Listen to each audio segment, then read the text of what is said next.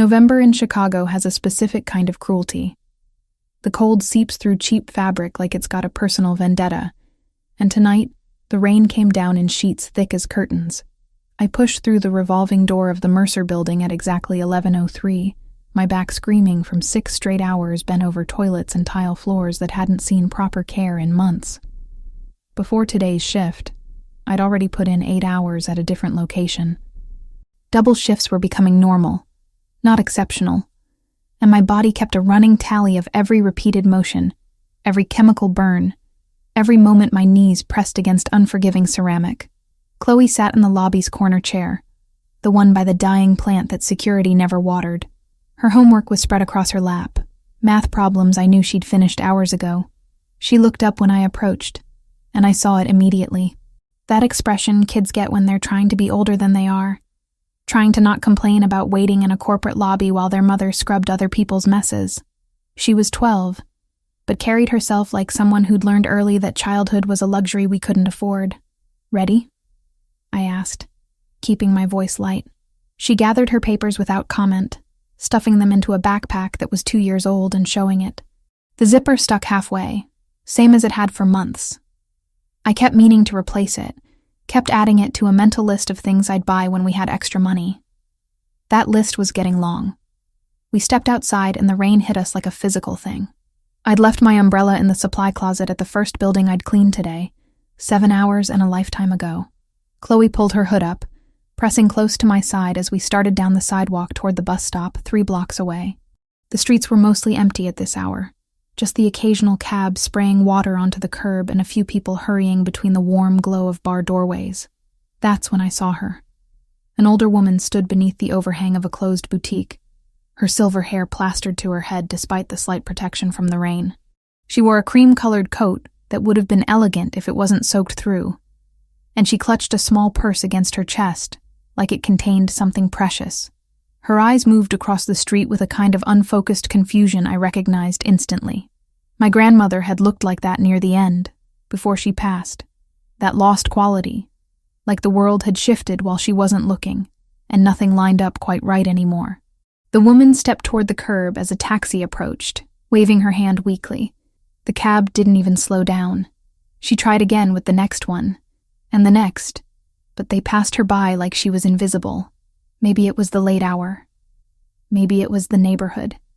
Maybe it was something else entirely. Chicago taxi drivers develop a sixth sense about fares, and whatever they were sensing here made them keep driving. "Mom?" Chloe said quietly, following my gaze. "I know, baby. We should have kept walking. We had exactly $47 in my checking account until Friday's paycheck deposited, and that money was already allocated. 20 for groceries, the bare minimum. 18 for the electric bill that was past due. 9 for the bus passes that would get us through the week. Everything calculated down to the dollar, because that's what you do when there's no margin for error." But Chloe was already moving toward the woman, and I was already following her because we'd both been lost before, and we both remembered what it felt like. "Excuse me," I said, approaching carefully. Old people could be unpredictable, especially when they were disoriented. "Are you all right? Do you need help?" The woman turned to me and her eyes were a warm brown that reminded me of honey and sunlight.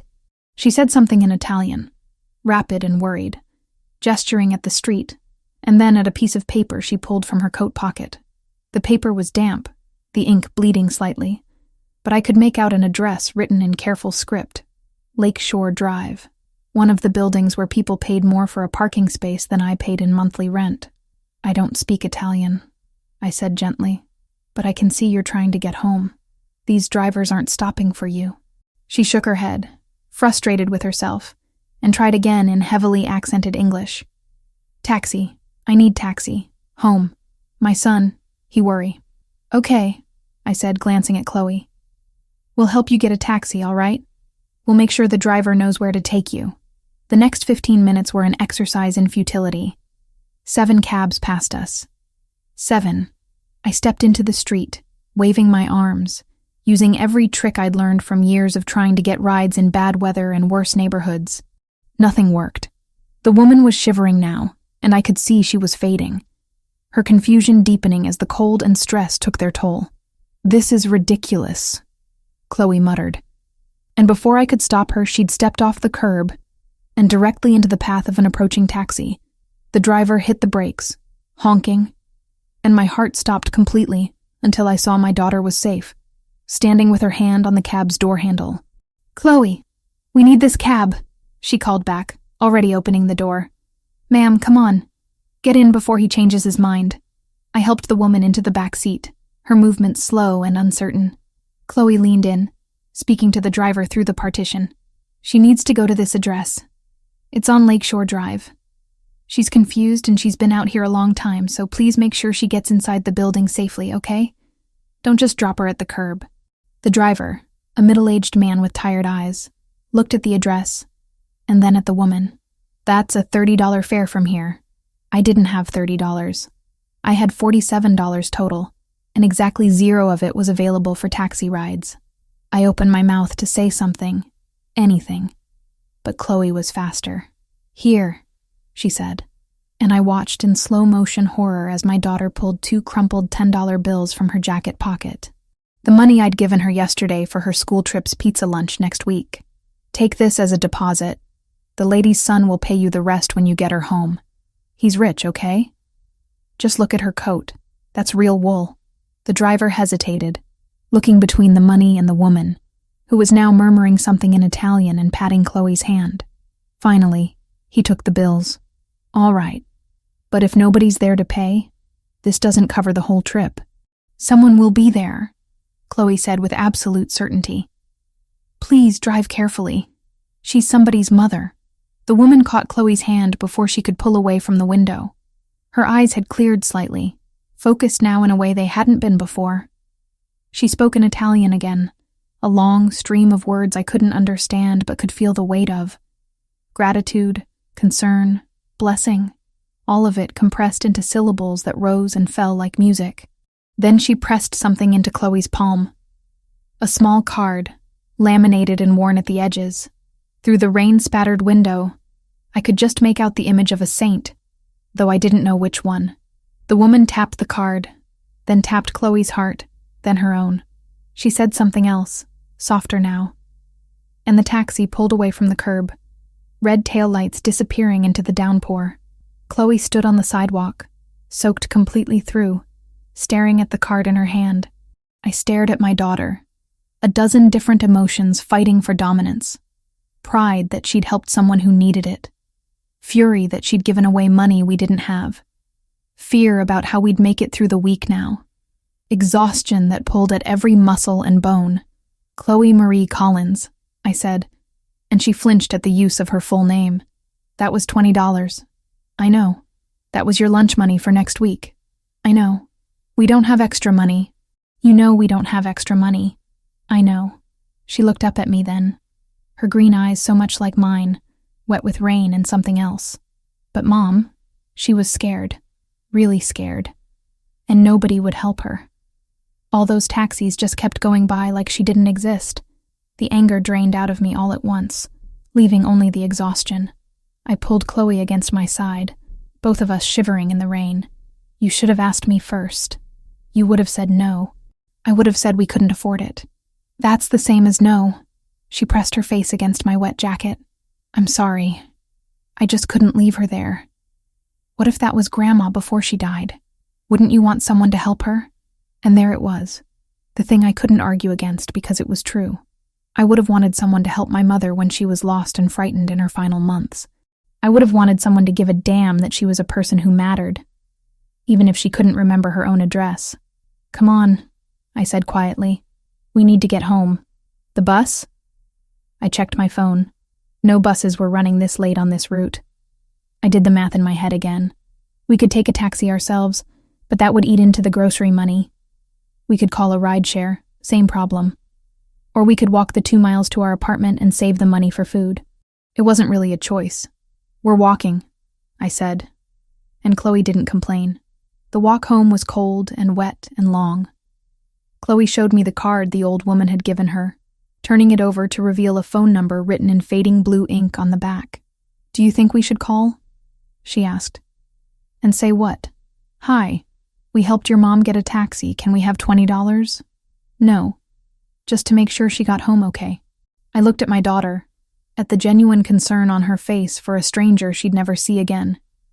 And something in my chest twisted. Maybe tomorrow, I said, when we're dry and can think straight. We reached our apartment building at midnight. The elevator was broken again, so we climbed 4 flights of stairs with water dripping from our clothes and creating a trail on the worn carpet. Inside our 1-bedroom apartment, I turned the heat up slightly, knowing I'd pay for it on the next bill, but not caring. Chloe needed a hot shower and warm pajamas and sleep. While she was in the bathroom, I sat at our tiny kitchen table and looked at the numbers on my phone's calculator app. Took the $20 from the total, redistributed what was left. Groceries would be tighter. We'd eat a lot of rice and beans this week. The electric company would get a partial payment with a promise for the rest next week. The bus passes would have to wait, which meant walking more. It would work. It always worked somehow. Chloe emerged from the bathroom wrapped in a towel, her wet hair hanging in dark ropes. Mom? Yeah. Baby? Are you mad? I looked at her. Really looked at her. 12 years old and already learning that kindness came with a price tag. Already calculating whether compassion was worth the cost. Already becoming someone who saw need and responded to it, even when responding hurt. No, I said, and meant it. I'm not mad. I'm proud of you. But Chloe, we have to be smart about these things. We're barely making it as it is. $20 matters to us. It really matters. I know. She came over and hugged me, still damp from the shower. I'll take peanut butter sandwiches for lunch next week. Save the money that way. I held her tighter. This kid who was growing up too fast and handling it with more grace than I probably deserved. Deal. Now get some sleep. School in the morning. After she was in bed, I took my own shower, letting the hot water beat against my sore muscles. I thought about the old woman. Wondered if she'd made it home safely. Thought about Chloe's instinctive kindness and whether I was raising her right or raising her foolish.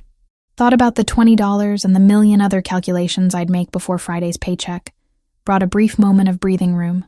Tomorrow would come, and I'd clean more toilets and empty more trash cans and scrub more floors.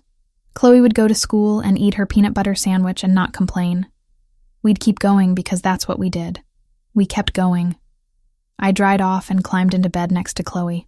Our apartment was a 1-bedroom, but she'd insisted I take the bed while she took the pull-out couch. I'd insisted back that we'd share the bed. It was big enough, and the heating worked better in the bedroom anyway. She was already asleep, curled on her side with one hand tucked under the pillow. On the nightstand, the saint's prayer card sat face up, the number on the back barely visible in the dim light from the street. Tomorrow, maybe, I'd call that number. Make sure the old woman was all right. Maybe her son would offer to reimburse us, and maybe he wouldn't. Either way, we'd survive. We always did. 3 days passed before anything changed. 3 days of the same routine. Wake up at 5, get Chloe ready for school, take the bus to the first cleaning job, work until noon, grab something cheap for lunch, head to the second location, work until 11, pick up Chloe from whatever friend's house she'd camped out at doing homework, go home, sleep, repeat. The $20 we'd given away had created exactly the ripple effect I'd predicted. We ate rice and eggs for dinner 3 nights straight. Chloe took peanut butter sandwiches to school without complaint. I walked an extra mile each way to save bus fare. I didn't call the number on the back of the prayer card. What would I say? The woman had made it home, presumably. The taxi driver had been paid, presumably. Our involvement was over. Wednesday afternoon found me at the Mercer building again, the same place where I'd finished my shift the night we'd helped the old woman. I was scheduled for the executive floors today, which meant better pay, but also meant dealing with the particular kind of mess that came from people who believed their money exempted them from basic courtesy. Coffee rings on mahogany desks, trash overflowing because walking 3 feet to empty it was apparently too much effort, bathrooms that looked like crime scenes. I was on the 42nd floor, scrubbing someone's idea of modern art off a bathroom mirror, when I heard footsteps behind me. Heavy, purposeful, not the shuffle of an office worker heading home late. Amanda Collins? I turned to find 2 men in dark suits standing in the doorway. Security, based on the earpieces and the way they carried themselves. My stomach dropped. This was it. Someone had complained about the cleaning quality, or I'd been caught using supplies for a different floor, or any one of the 100 small infractions that could get you fired when you were expendable. Yes? I kept my voice steady, setting down the spray bottle carefully. We need you to come with us, please. The please didn't make it sound optional. I thought about arguing, about demanding to know what this was about, but people in my position didn't get to demand things. Am I in trouble? Just come with us, ma'am. I followed them to the elevator, my mind racing through possibilities. Had something happened to Chloe? No, they would have said that immediately. Was this about the old woman? Had something gone wrong? Had the taxi driver filed a complaint? I couldn't imagine what we'd done that warranted security escort, but my heart was hammering against my ribs like it was trying to escape. The elevator went up instead of down. Past the executive floors I'd been cleaning, past the office spaces entirely, all the way to the penthouse level. The doors opened onto a private lobby with actual artwork on the walls, not corporate motivational posters. Real artwork. The kind that probably had price tags with too many zeros. Through here, one of the security guards said, gesturing toward a set of double doors made of dark wood with brass handles. The doors opened into what could only be described as an apartment in the sky. Floor-to-ceiling windows overlooked the Chicago skyline, the lake visible in the distance even through the gray November afternoon. The furniture was the kind you saw in magazines I'd never be able to afford. Everything was cream and chrome and glass. Expensive in that understated way that only truly wealthy people achieved. And standing by the windows, backlit by the fading daylight, was a man who made the expensive surroundings seem almost ordinary by comparison. He turned when I entered, and I got my first clear look at him. Tall, easily 6'2" or more, with dark hair styled in a way that looked effortless, but probably required a professional. He wore a charcoal suit that fit him perfectly, no pulling at the shoulders or bunching at the waist. But it was his eyes that caught me. Dark brown, almost black, and currently focused on me with an intensity that made me want to step backward. "Ms. Collins," he said, his voice smooth and controlled. "Thank you for coming. I'm Franco Rinaldi." The name meant nothing to me, but the way he said it suggested it should. I stayed near the door, very aware of the security guards behind me, very aware that I was alone with a strange man in a place nobody knew I'd been taken to. I didn't really have a choice about coming. Something flickered across his face. Amusement, maybe. Fair point. "I apologize for the dramatic summons. I needed to speak with you privately, and I wasn't sure you'd agree if I simply asked." "Speak with me about what?" He gestured toward a seating area, leather chairs arranged around a glass coffee table. "Please, sit down. I'd rather stand." My back was already screaming from 8 hours of cleaning, but sitting felt like surrender. "Of course." He didn't move closer, keeping the distance between us. 3 nights ago, you and your daughter helped an elderly woman find a taxi. The woman was my mother, Beatrice Rinaldi. The old woman. I should have known this would come back somehow. Nothing was ever just kindness. There was always a price. "Is she all right? Did something happen?" "She's fine. Thanks to you and your daughter." He paused, and something in his expression softened slightly. "My mother has early-stage Alzheimer's. She gets confused sometimes, disoriented. That night, she'd slipped away from her caregiver during an appointment. We'd been looking for her for 2 hours. I'm glad she made it home safely. Because of your daughter's quick thinking and generosity." He moved slightly, not toward me, but toward a desk near the window. "The taxi driver contacted us. Security footage from several buildings helped us trace the route back to where you'd been working. It took a few days, but we found you. Of course they had cameras. Of course they'd tracked us down.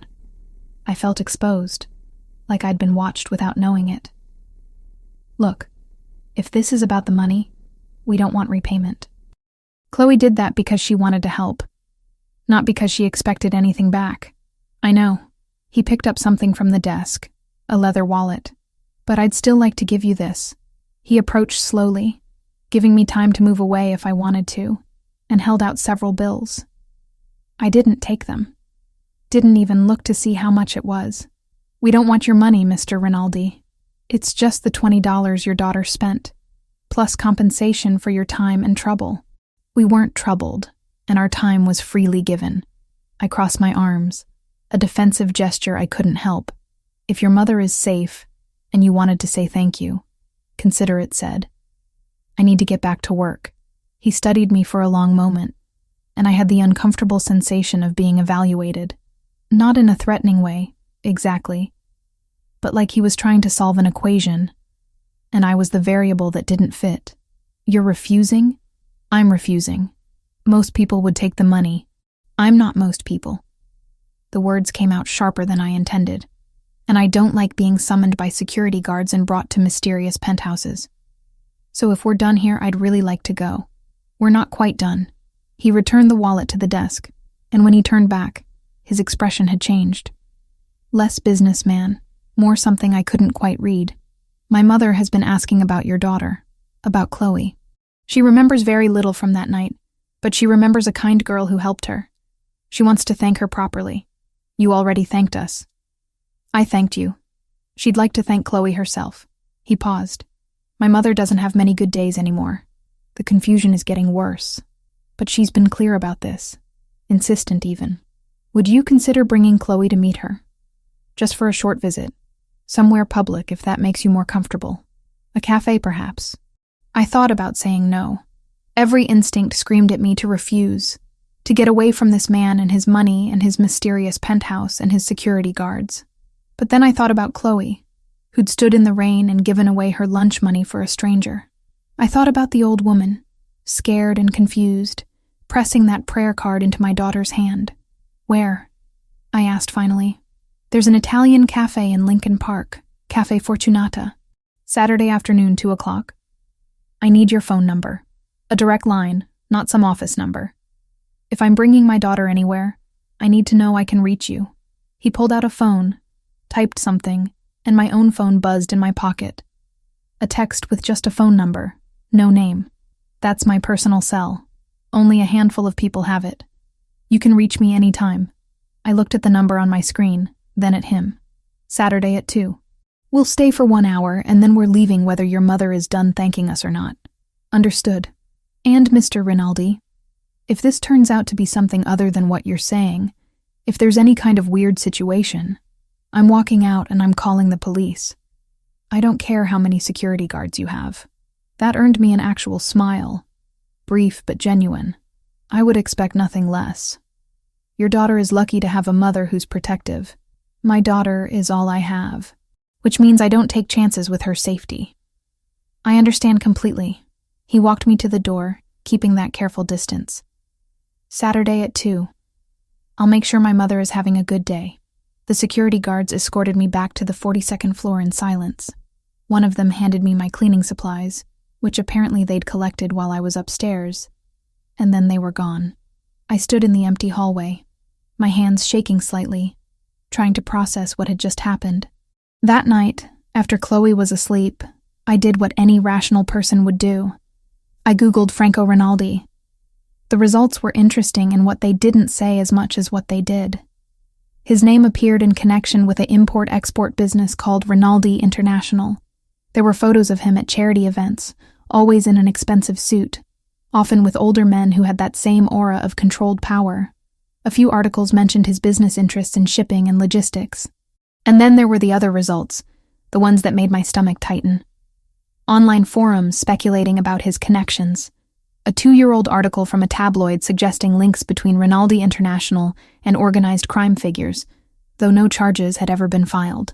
A Reddit thread that got deleted but still showed up in cached searches, people discussing whether he was Maid or just associated.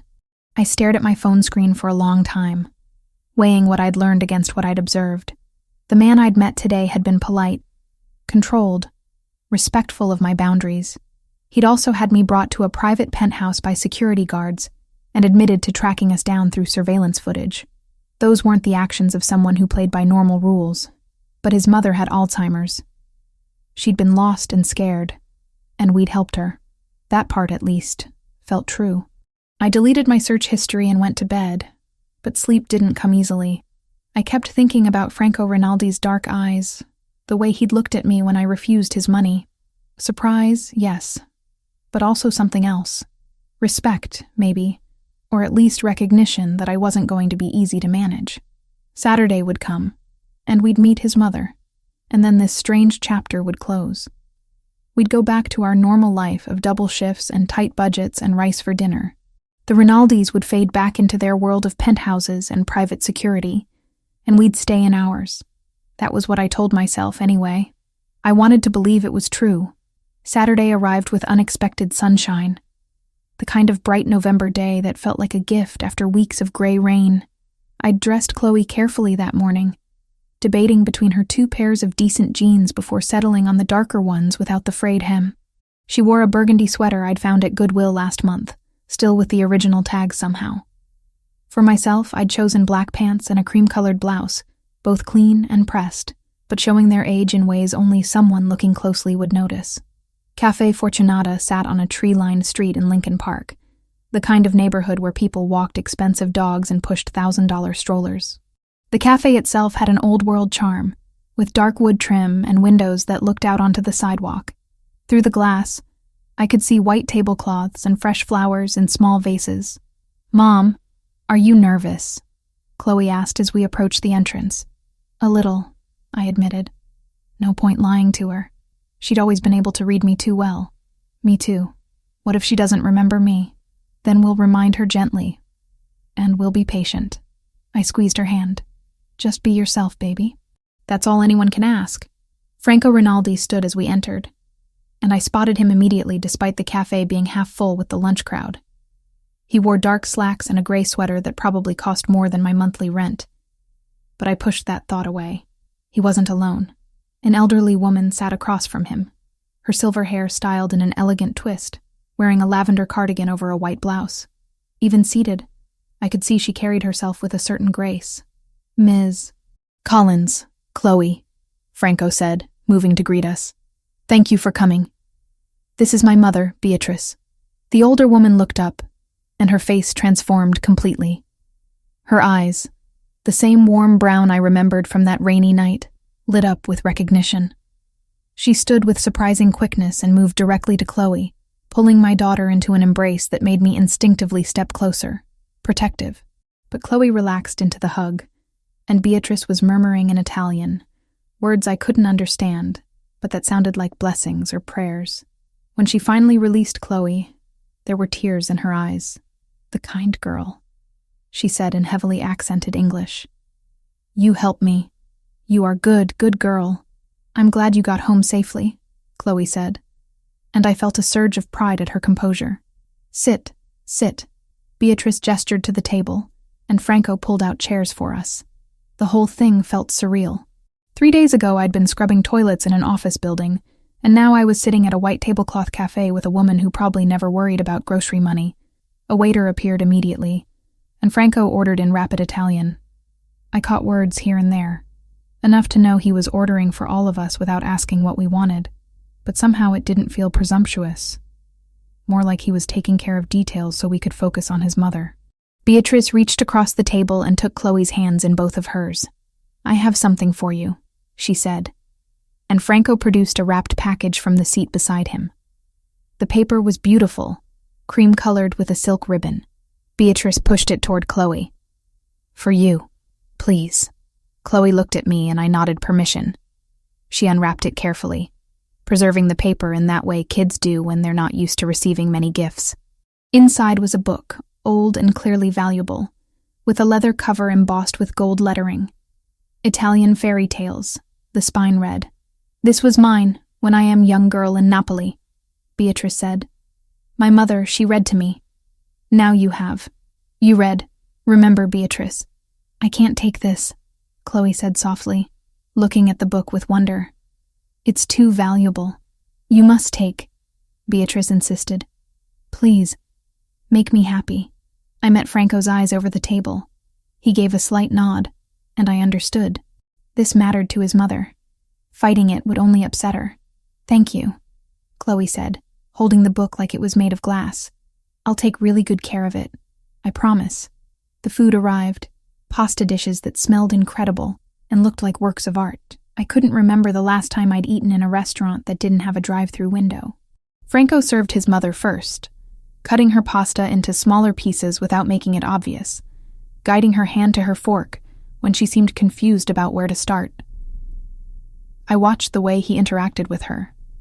Patient, gentle, never rushing. When she repeated the same question twice within 5 minutes, asking where we were and why we were there, he answered both times as if hearing it for the first time. When she called him by what must have been his father's name, he gently corrected her without frustration. "Tell me about school," Beatrice said to Chloe, her English coming and going in waves. "You study? You are smart, girl?" "I like school," Chloe said. "My favorite subject is English. We're reading To Kill a Mockingbird right now." "Ah, books. Books are important." Beatrice turned to Franco. "Luca, you remember? I read you every night when small?" "I remember, Mama," Franco said, not correcting the name this time. "You read me Italian stories, about the clever fox and the foolish wolf." "Yes, yes. The fox, he is too smart, always winning." She smiled, pleased, then seemed to lose the thread. Her gaze drifted to the window, confusion creeping back in. Franco caught my eye, and there was something in his expression that hit me unexpectedly. Grief, but also acceptance. He knew she was slipping away, day by day, and he was handling it with more grace than I probably would have managed. Chloe filled the silence by asking Beatrice about Italy, and the older woman came back to herself, describing Napoli with vivid detail, the ocean, the markets, the way her mother made ragu that simmered all day. Franco translated when she slipped fully into Italian, and Chloe listened with genuine interest, asking questions that kept Beatrice engaged and present. My daughter had always been good with elderly people. She'd spent time with my mother before she passed, never impatient with the repetition or the slow pace. Watching her now with Beatrice, I saw that same natural empathy, that ability to meet someone where they were without judgment. The lunch stretched past an hour, past the time I'd said we'd leave. Nobody seemed to be counting minutes.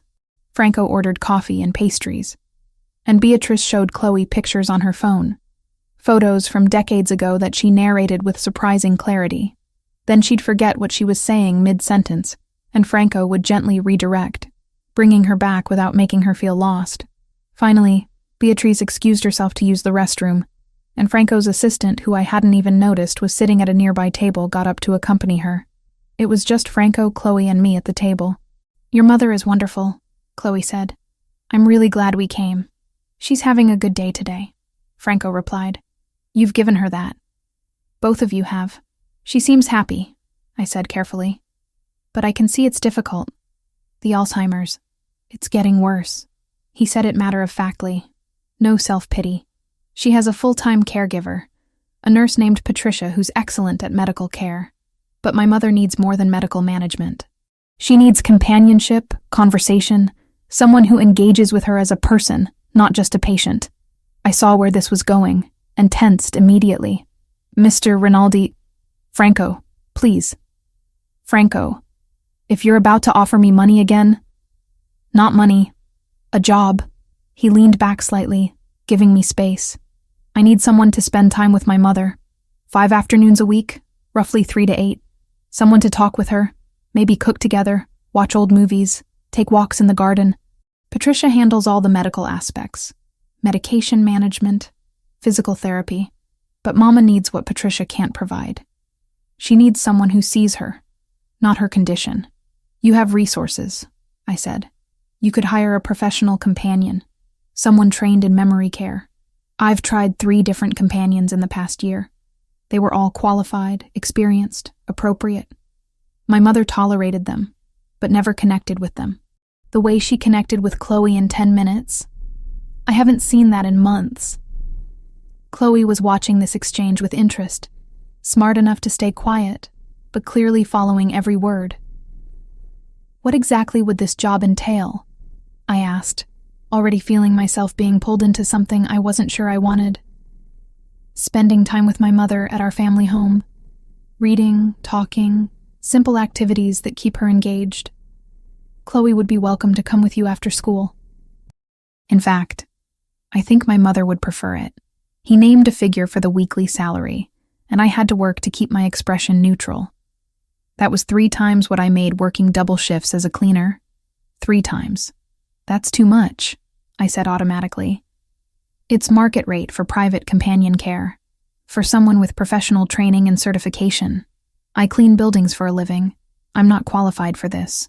You're more qualified than anyone I've interviewed.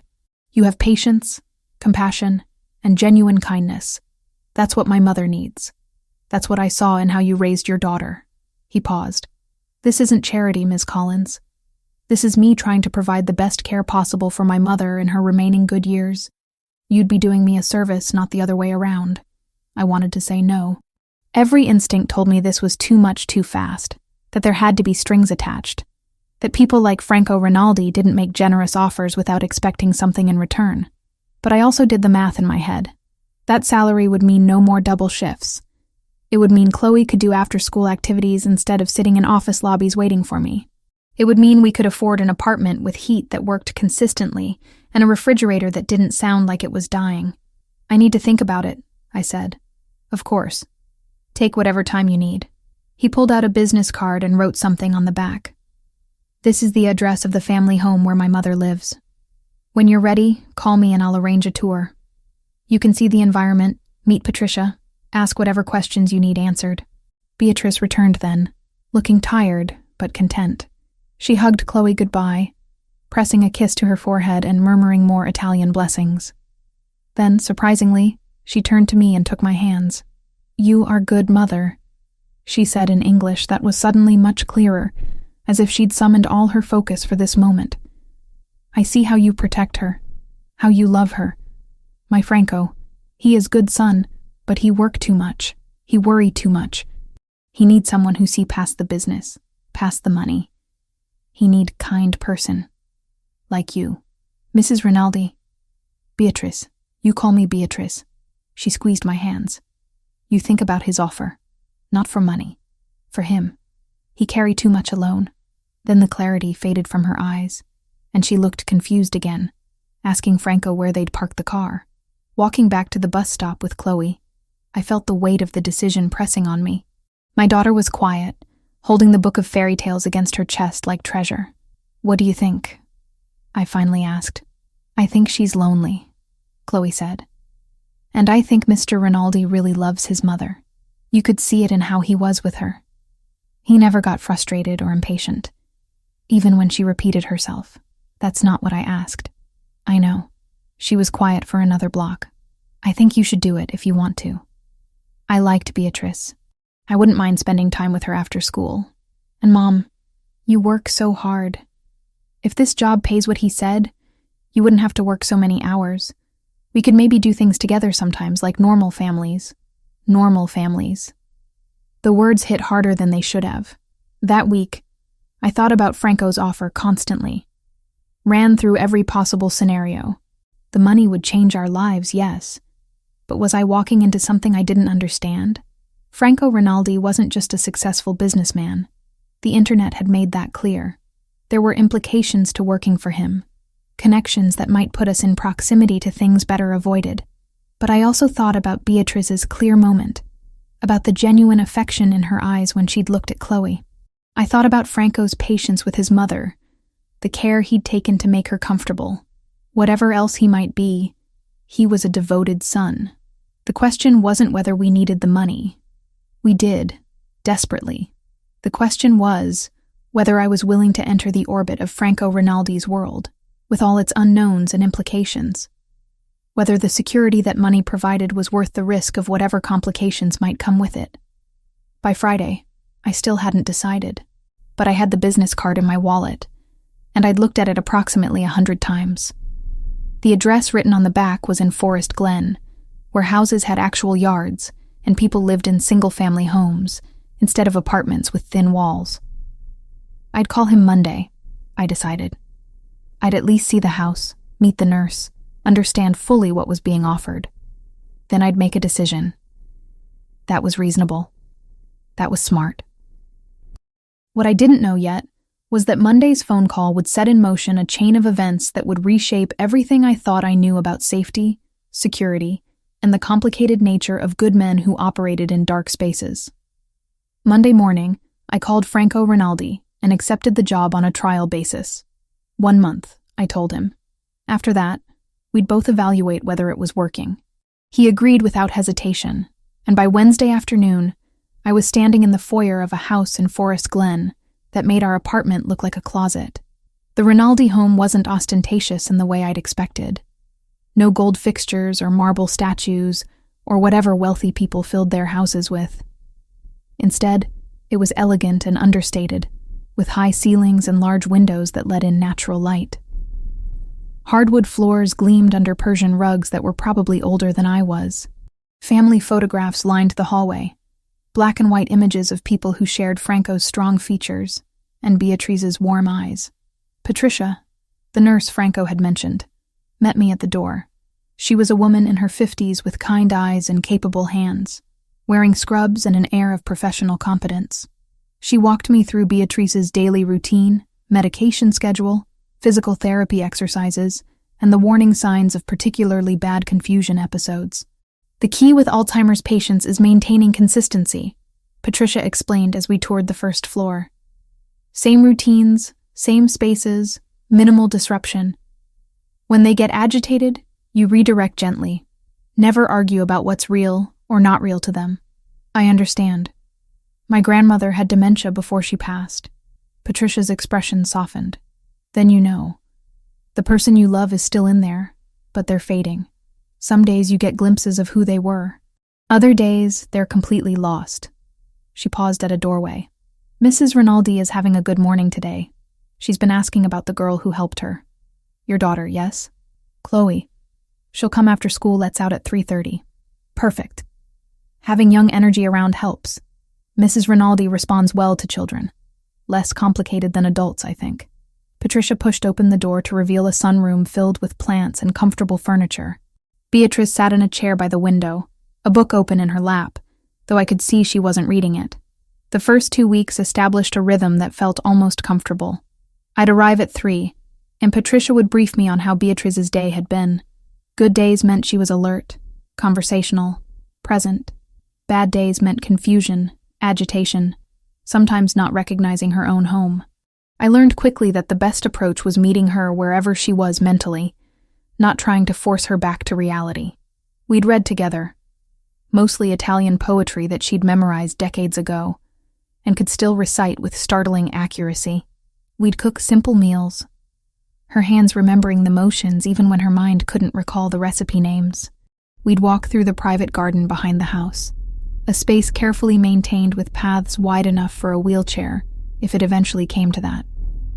Chloe would arrive with her backpack full of homework, settling at the kitchen table, while Beatrice watched her with contentment. My daughter had a gift for engaging the older woman without making her feel patronized.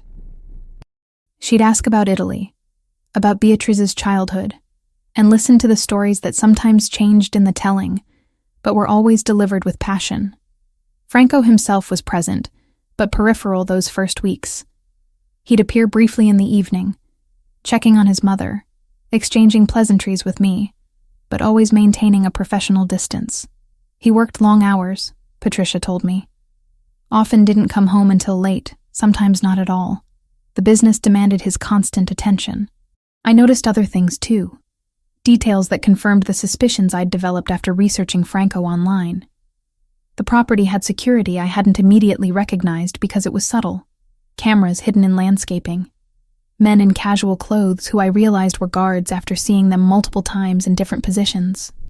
The study where Franco worked had reinforced doors, and once when I passed by during a meeting, I'd heard raised voices speaking rapid Italian that sounded more like threats than negotiations. Beatrice would sometimes murmur worries about the dangerous business her son was involved in. She'd clutch my hand and say things in Italian that I didn't understand, but felt in my gut were pleas for his safety. I'd comfort her without really knowing what I was comforting her about, redirecting to safer topics like recipes or garden plans. The third week, everything shifted. It was a Tuesday afternoon, unseasonably warm for late November. Beatrice and I had been looking through old photo albums, her narrating stories about relatives long dead, when suddenly her face went blank. Complete confusion washed over her features, and she stood abruptly, knocking the album to the floor. "Where am I?" she asked in Italian accented English, her voice rising with panic. "This is not my house. Where is my mother?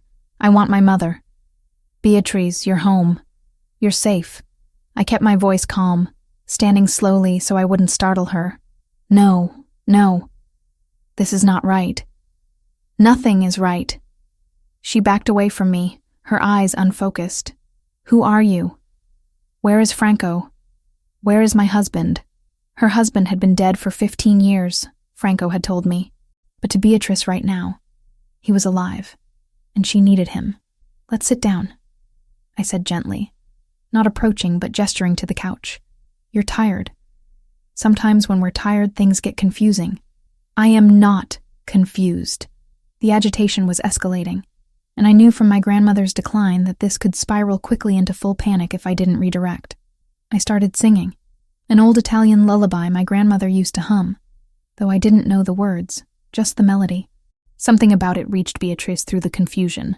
She stopped, backing away, her head tilting as if trying to place the sound. "My mother sang that," she whispered. "Did she?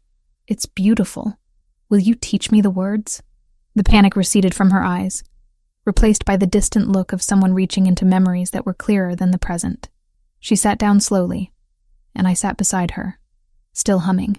She began singing the actual lyrics, her voice wavering but growing stronger as the familiar words came back to her.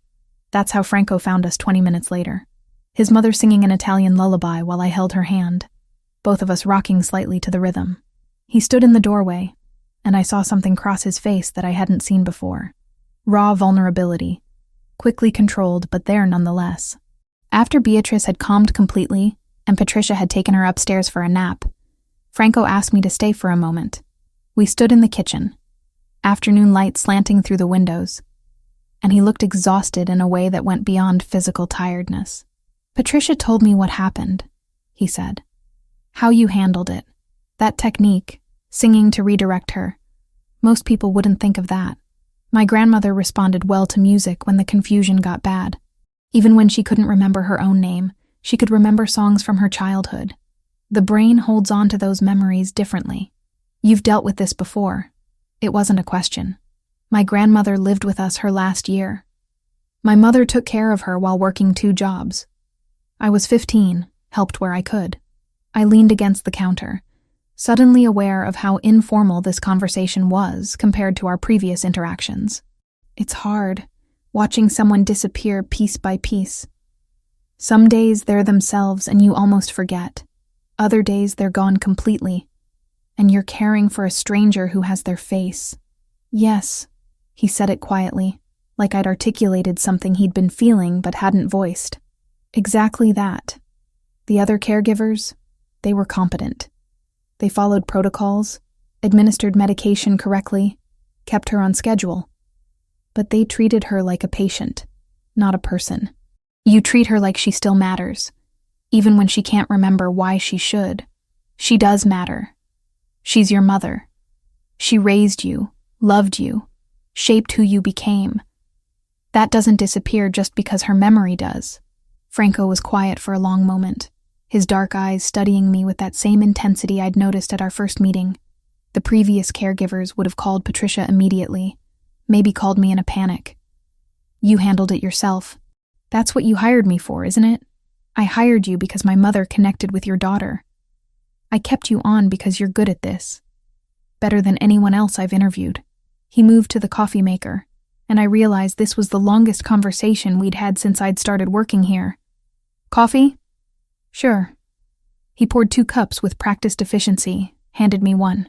We stood in companionable silence for a moment, drinking coffee in a kitchen that probably cost more than most people's houses. It should have felt strange, but somehow it didn't. "Can I ask you something?" I said finally. "Of course. The business you run. The import-export company. That's not all it is it?" He didn't pretend to misunderstand. "No. It's not all it is. I'm not asking for details. I just need to know if working here, bringing Chloe here, puts us in danger. Real danger, not theoretical. The property is secure, more secure than most government buildings." Nothing that happens in my business life touches this house. I've made sure of that. He met my eyes directly. But I won't lie to you, Amanda. There are risks associated with being in my orbit, even peripherally. If you want to leave, I understand. I'll pay you through the end of the month regardless. I should have taken the out he was offering. Should have grabbed Chloe and gone back to our safe, predictable life of poverty and struggle. But I thought about Beatrice singing that lullaby, about Chloe's face when she talked about spending afternoons here, about the paycheck that had already allowed me to buy groceries without calculating every penny. I'm not leaving, I said, but I need you to be straight with me. If something changes, if the risk level increases, you tell me immediately. No protecting me from information I need to keep my daughter safe. Agreed. He extended his hand and I shook it. His grip was firm, his hand warm. Thank you for staying. My mother needs you. More than I realized when I made the offer. After that conversation, something shifted between us. Franco started staying later in the evenings, long after Beatrice had gone to bed, and Chloe was doing homework at the kitchen table. He'd pour wine, and we'd talk. Not about his business or my past, but about smaller things. Books, music, places we'd traveled or wanted to travel. He listened more than he talked, asking questions that showed he was genuinely interested in my answers, not just making conversation. I was careful not to read too much into it. He was lonely, probably, isolated by his position and the nature of his work. I was someone safe to talk to, an employee, but also someone who'd proven trustworthy. That was all it was. But I'd be lying if I said I wasn't aware of him. The way he moved through spaces like he owned them, which he usually did. The rare smile that transformed his face from intimidating to almost boyish. The gentleness he showed his mother contrasted sharply with the controlled power I saw when he was handling business calls. Chloe noticed too.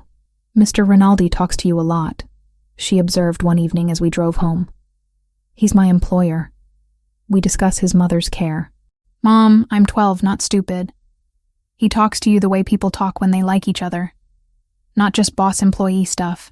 You're reading too much into it, baby, if you say so. But her tone suggested she didn't believe me. I didn't entirely believe me either. But acknowledging attraction to Franco Rinaldi felt dangerous for reasons that had nothing to do with his criminal connections. I'd been down the road of getting involved with someone who seemed strong and protective, only to discover too late that protection could become control. I wasn't doing that again, no matter how many times Franco's eyes lingered on me when he thought I wasn't looking. 4 weeks into the job, I'd settled into a routine that felt almost normal. Chloe was thriving. I was sleeping better, knowing we had financial stability, and Beatrice had more good days than bad. It was the closest thing to peace I'd felt in years. I should have known it wouldn't last. The 6th week started like all the others. Chloe caught the school bus at 7:15. I arrived at the Rinaldi house by 3, and Beatrice was having what Patricia called a moderate day. Not her best, not her worst. She recognized me immediately, but kept calling me by her sister's name, Lucia, no matter how many times I gently corrected her. My phone buzzed during afternoon tea. An unknown number. I almost didn't answer, but something made me pick up. Amanda. The voice sent ice through my veins. Ryan. My ex-husband, who should have been in prison for another 8 months on an aggravated assault charge. Surprised to hear from me? I stepped away from Beatrice, moving into the hallway where she couldn't hear. How did you get this number? I got out early. Good behavior, overcrowding, you know how it goes. And I've been thinking a lot about my daughter, about my rights as a father. You signed away visitation rights in the divorce, under duress.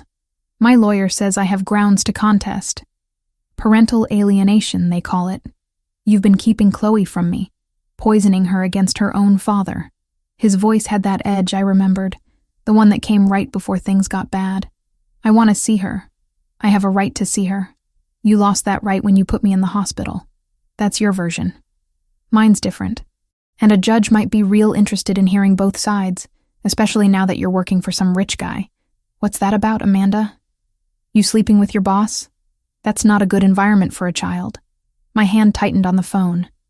Stay away from us, Ryan. Or what? You gonna call the cops? Tell them what? That I called my ex-wife to discuss custody of my daughter? That's not illegal, sweetheart. But you keeping her from me, that could be. He paused, and I could hear him breathing. I'll be in touch. Real soon. The line went dead. I stood in the hallway, my heart hammering, trying to control the panic rising in my chest. Ryan was out. Ryan knew where I worked, or at least knew enough to find me. Ryan was going to make good on his threats, because that's what he did. He found your weak spots and pressed until you broke. I didn't tell Franco. This was my problem, not his. I'd handled Ryan before. I'd handle him again. I researched restraining orders on my phone that night after Chloe fell asleep, filled out the paperwork online, and submitted it to the court. The process could take weeks, the website warned. File a police report first, it suggested. But what would I report? An unwanted phone call wasn't a crime. The messages started the next day. Text after text, each one more aggressive than the last. I know where Chloe goes to school. Bet that fancy boss of yours doesn't know about your past. Maybe I should tell him. You can't hide from me. You're still my wife in the eyes of God. That little brat needs her father. I'm coming to get her. I blocked his number. He texted from a different one. I blocked that. He called from payphones, from other people's phones, always finding a way through. I stopped sleeping, jumping at every sound, checking the locks on our apartment door obsessively. Chloe noticed. Mom, you're acting weird. Is everything okay? Everything's fine, baby. Just tired. You keep checking your phone like you're waiting for bad news. I'm not. I promise. The lie tasted bitter. But what was I supposed to say? Your father, who terrified you for years, is out of prison and threatening us? She'd just gotten to a place where she felt safe. I couldn't take that away from her. On Thursday, Ryan showed up at our old apartment building. I'd moved us 6 months before I took the job with Franco, but he must have started his search there. Mrs. Alvarez from 3B called me, her voice shaking. Amanda, there's a man here asking about you and Chloe. He's being very aggressive, demanding to know where you moved. I didn't tell him anything, but he's scaring people. Call the police, Mrs. Alvarez. Tell them he's trespassing and harassing residents. I did. They came, talked to him, but they said he hasn't broken any laws. He left, but Amanda, he said he'd be back. That night, I pulled Chloe out of her school and enrolled her in a different one across town. The paperwork was a nightmare. The commute would be terrible, but at least Ryan wouldn't know where to find her during the day. I told her it was because the new school had a better arts program. She didn't believe me, but she didn't push. Friday afternoon at the Rinaldi house. I was helping Beatrice with a puzzle when Franco came home early. Unusual for him. He typically didn't appear until after 7. He took one look at me, and his expression shifted. Amanda, can we talk? Privately. Patricia took over with Beatrice, and I followed Franco to his study. The room was all dark wood and leather, with a massive desk that probably weighed more than my car. He gestured to a chair, but I stayed standing, too wound up to sit. What's wrong? He asked directly. Nothing. Everything's fine with your mother. She's had a good week overall. I'm not asking about my mother. I'm asking about you. You've been jumpy, distracted. You've lost weight. Chloe told Patricia you changed her school suddenly. Something's wrong. Of course Chloe had mentioned it. Why wouldn't she? It's personal. Nothing that affects my work here. Amanda. He said my name with unexpected gentleness. I'm not asking as your employer. I'm asking as someone who's concerned about your well-being. What's going on? I wanted to keep it to myself, handle it alone like I'd handled everything else in my life. But I was exhausted, scared, and running out of options. And maybe it was the way he was looking at me, without pity or judgment, just genuine concern. Maybe it was remembering the listener feedback about not being defensive when someone offered help. Or maybe I was just tired of carrying everything myself. My ex-husband got out of prison early, I said. He's been contacting me, making threats about taking Chloe. He showed up at my old building. He knows where she went to school. I've filed for a restraining order, but the process is slow. And until then, there's not much the police can do unless he actually does something. Franco's expression didn't change, but something in his eyes went cold. What kind of threats? that he's going to take her from me, that he'll contest the custody arrangement, that I'm an unfit mother for working here. I wrapped my arms around myself. Ryan is very good at finding legal gray areas. He terrorized me for 3 years, but he never left marks where people could see. No arrest record except the one assault charge that stuck because a neighbor called 911. He knows how to make my life hell without technically breaking laws. Has he threatened physical violence? Not explicitly. He's smarter than that. Just implications. Intimidation. I met Franco's eyes. Look, I'm telling you this because you asked, but I don't expect you to do anything. This is my problem. I'll handle it. How? I don't know yet, but I will. Franco was quiet for a long moment, and I could see him thinking, calculating. When he spoke, his voice was calm. I know a family law attorney, one of the best in Chicago. He owes me a favor. I'll have him contact you today. Get the restraining order expedited. Review your custody agreement. Make sure everything is airtight legally. I can't afford. You're not paying. I am. And before you argue, consider that this is also about protecting my mother. If your ex is unstable enough to show up at your old building making threats, he's unstable enough to follow you here. That puts Beatrice at risk, which makes it my problem too. He was giving me an out, a way to accept help without feeling like charity. I recognized the tactic and was grateful for it. Thank you. I appreciate the attorney contact. There's something else. He moved around the desk, leaning against it casually. The guest house on the property is empty. It's fully furnished, has its own entrance, complete privacy. You and Chloe could stay there temporarily until the legal situation is resolved. The property has security, your apartment building doesn't. Franco, that's too much. It's practical. You're already here 5 days a week anyway. This would eliminate your commute, save you time and gas money. Chloe could do her homework here instead of that long bus ride to the new school, and frankly, my mother would love having her around more. I'm not moving into your house. The guest house is separate from the main house. You'd have your own space, your own life. You'd just be on secure property. He paused. Amanda, I'm not trying to control you or make you dependent on me. I'm offering a resource I have that could help keep you and your daughter safe. That's all. I thought about our apartment with its flimsy locks and no security, about Ryan knowing my patterns, my routines, about Chloe's scared face when I'd made her change schools without explanation. Just until the restraining order comes through, I said finally. And I'm paying you rent. You're not. Yes, I am. I won't be a charity case, Franco. Either I pay rent or I don't stay, those are the terms. A smile tugged at the corner of his mouth. You're stubborn. I'm practical. I've learned the hard way that free things always have strings attached. Fair enough. We'll work out reasonable rent. He pulled out his phone, texted someone. My attorney will call you within the hour. His name is Vincent Moretti. Tell him everything about Ryan, every threat, every incident. Don't minimize or leave things out because you think they're not important. Okay. And Amanda? Thank you for trusting me with this. I know it wasn't easy. He was right. It wasn't easy. But standing there in his study, seeing genuine concern in his eyes, rather than the will to control I'd gotten used to from Ryan, I felt something loosen in my chest. Not relief exactly, but a small reduction in the weight I'd been carrying alone. Vincent Moretti called 45 minutes later. He was brisk, efficient, and asked questions that made it clear he dealt with situations like mine regularly.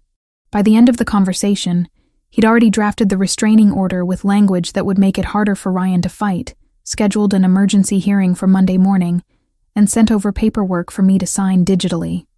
Mr. Rinaldi takes care of people he values, Moretti said before hanging up. You're in good hands. That weekend, I packed up our apartment. Franco sent people to help. 2 quiet men who carried boxes and furniture with practiced efficiency and never asked personal questions. The guest house was smaller than I'd expected, which somehow made it less intimidating. 2 bedrooms, a bathroom, a small kitchen and living area. Furnished simply but comfortably, with large windows overlooking the garden. Chloe loved it immediately. Mom, there's actual space here. And look, you can see the lake from my bedroom window. It's temporary, I reminded her. Just until things settle down with your father. Her expression closed off at the mention of Ryan. I don't want to see him. I know, baby. You won't have to. Promise? I wanted to promise. Wanted to guarantee her safety with absolute certainty. But I'd learned not to make promises I might not be able to keep. I'm going to do everything I can to keep you safe. That's what I can promise. Monday morning's hearing went better than expected. Ryan didn't show up, which Moretti said was typical for bullies who relied on intimidation rather than legal standing. The judge granted a temporary restraining order with a hearing scheduled for a permanent one in 2 weeks. Ryan was legally barred from contacting me or Chloe, from coming within 500 feet of us, from interfering with her school or my work. This should hold him, Moretti said as we left the courthouse. But keep documenting everything. Every violation, every attempted contact. If he breaks this order, he goes back to prison, and he knows it. I should have felt relieved. I should have gone back to the Rinaldi house and relaxed, knowing we had legal protection. But I'd lived with Ryan's threats long enough to know paper didn't stop determined men. I was right to be cautious. Tuesday night at 2 a.m., I woke to pounding on the guest house door. Not knocking, pounding. The kind of aggressive, violent hammering that meant someone wanted to break through, not be let in. Amanda, Ryan's voice slurred and furious. Open this door. You can't keep me from my daughter. I have rights. I grabbed my phone, pulled Chloe from her bed where she'd woken up crying, and locked us in the bathroom. My hands shook as I dialed 911, gave them the address, told them my ex-husband was violating a restraining order. Amanda! More pounding, harder now. The sound of something hitting the door, maybe his shoulder. I know you're in there. You think you're safe with your rich boyfriend? You think he can protect you? I'll kill you both before I let you take my daughter. Then I heard other voices. Male, authoritative, not Ryan's. The pounding stopped, shouting but farther away. Chloe was sobbing against my shoulder, and I held her tighter, listening for any sound that would tell me what was happening. My phone rang. Franco's name on the screen. Are you all right? He asked immediately. We're locked in the bathroom. What's happening? Security has your ex-husband contained. Police are on their way. Stay where you are until I come get you. 5 minutes later, there was a gentle knock. Amanda, it's me. It's safe. I opened the bathroom door. Franco stood in the guest house living room, and through the still open front door, I could see 2 security guards restraining Ryan on the ground. My ex-husband was screaming threats, fighting against the holds, his face purple with rage. Police arrived and took over. Ryan was arrested for violating the restraining order, for criminal trespass, for making terroristic threats. The officers collected statements from me, from the security guards, from Franco. One of them looked at the door Ryan had been attacking and shook his head. Another few minutes, he would have gotten through. Lucky you had security nearby. After everyone left, after Chloe finally cried herself into exhausted sleep in her bedroom with me lying beside her, Franco knocked quietly on the guest house door. Can we talk? He asked. We sat on the small couch in the living room, and I realized I was shaking. Delayed reaction, probably. Adrenaline crash. How did your security know? I asked. I had them monitoring this building specifically. After you told me about Ryan, I couldn't just do nothing. The property is secure, but I wanted to make sure someone was close if he tried anything. You were watching us. I was protecting you. He said it simply, without apology. There's a difference. I should have been angry about the invasion of privacy. Should have felt controlled or manipulated, but all I felt was grateful that someone had been paying attention. That when Ryan came for us, we hadn't been alone. Thank you, I said quietly, for everything.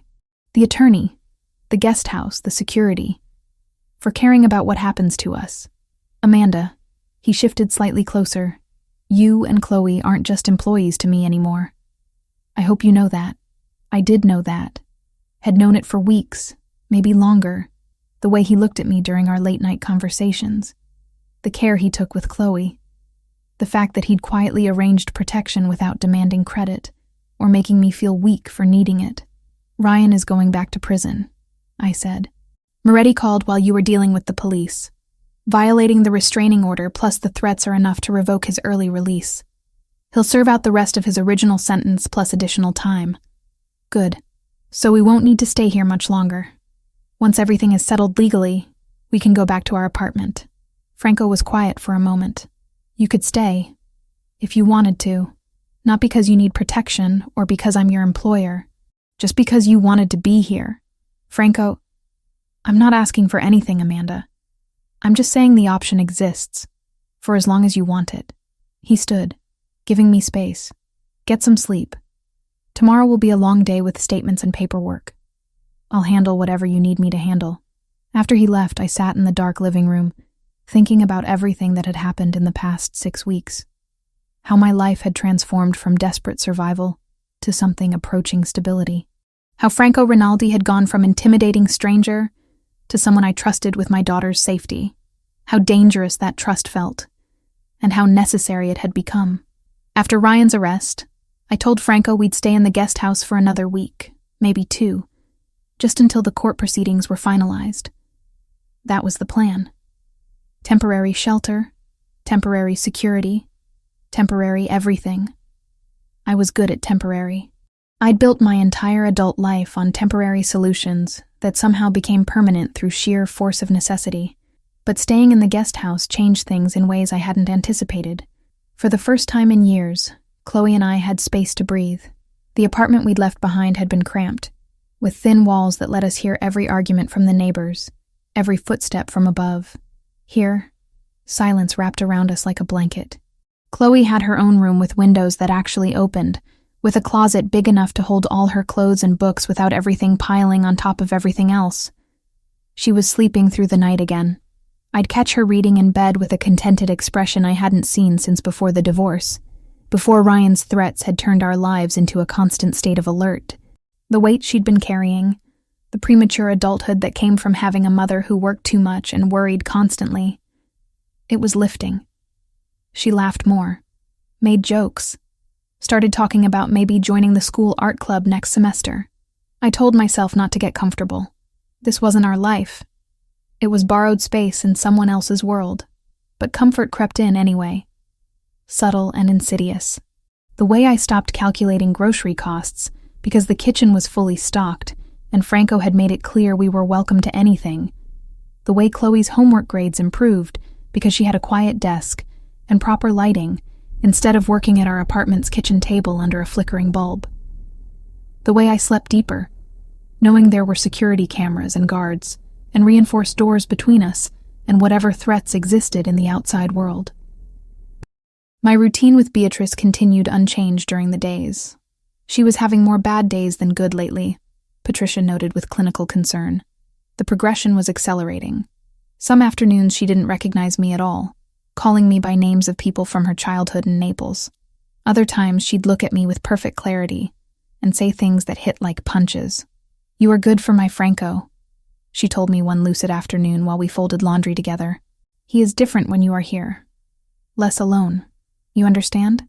Mrs. Rinaldi. Beatrice. How many times I tell you. Beatrice." She set down the towel she'd been folding and took my hands. "My son, he carry heavy weight. The family business, it is not easy. Dangerous. But he do it because his father ask him.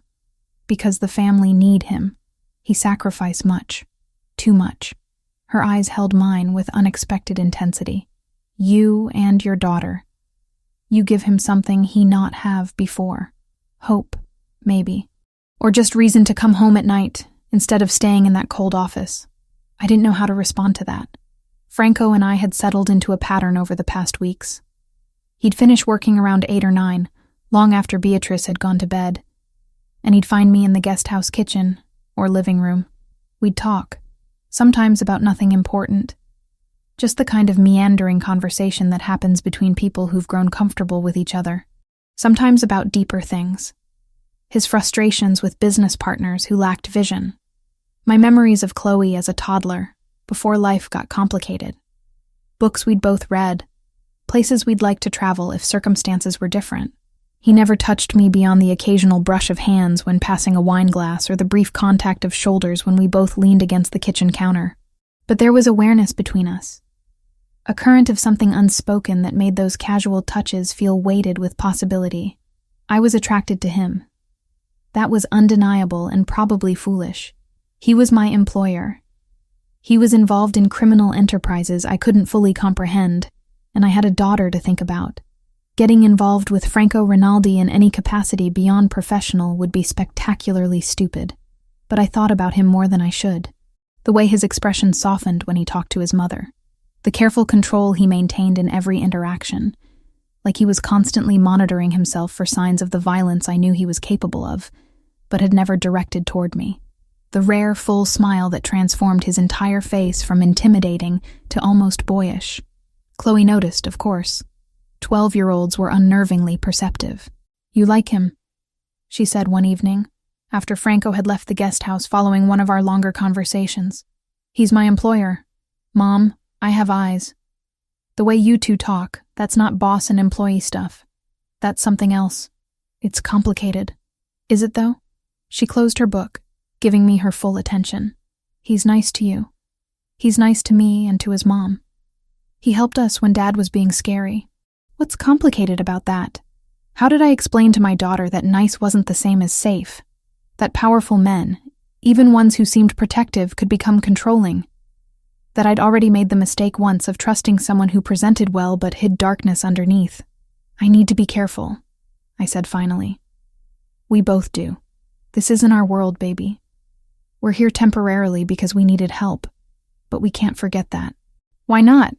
Why can't this be our world?" She leaned forward, and I saw hope in her expression that terrified me.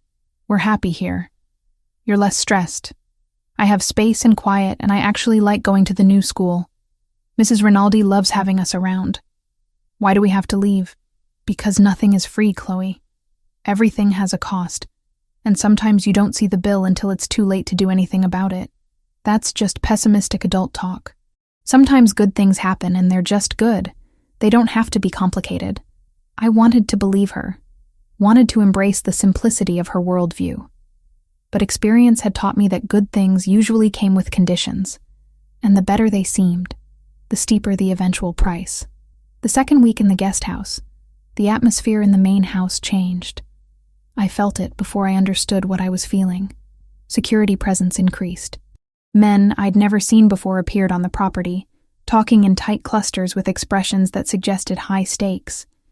Franco's meeting in his study grew longer and louder, raised voices carrying through walls that were supposed to be soundproof. Patricia pulled me aside Tuesday afternoon. "There's some kind of business situation happening. Mr. Rinaldi asked that you keep Chloe close to the guest house after school. Don't wander the grounds. Just stay in your space or in the main house with Mrs. Rinaldi." "What kind of situation?" "The kind I don't ask about, and you shouldn't either." But she looked worried, and Patricia wasn't someone who worried easily. I should have taken Chloe and left then. Should have recognized the warning signs and removed us from whatever was brewing. But I didn't. Partly because I'd committed to caring for Beatrice and walking out felt like abandoning her. Partly because I told myself this was exactly what Franco had promised wouldn't happen, that his business wouldn't touch us. Mostly because I didn't want to leave, and that wanting scared me more than the nameless threat did. Wednesday night, everything came apart. I was reading to Beatrice in her room, Chloe curled up in the chair by the window with her own book, when the first shots rang out. Sharp cracks that my brain initially didn't process as gunfire because gunfire didn't happen in places like this. In neighborhoods where houses cost millions and people walked expensive dogs. Then came the sound of breaking glass, shouting, more gunfire. Close, too close. "Get down," Franco's voice commanding, coming from the hallway. He appeared in the doorway, and I'd never seen him like this. Gun in hand, face hard with controlled fury. "Bunker, now. Amanda, bring Chloe and my mother." I didn't argue or ask questions. Grabbed Chloe, who'd gone pale and frozen, and guided Beatrice from her chair. Franco led us down a hallway I'd never noticed before, through a door hidden behind a bookshelf, downstairs that descended into reinforced concrete. The bunker was larger than expected, furnished like a living space with a sofa, supplies, communications equipment. Patricia was already there, checking her medical kit with practiced efficiency. "Stay here," Franco ordered. "Don't open this door for anyone except me or my men. If you hear them say codename Verde, it's safe."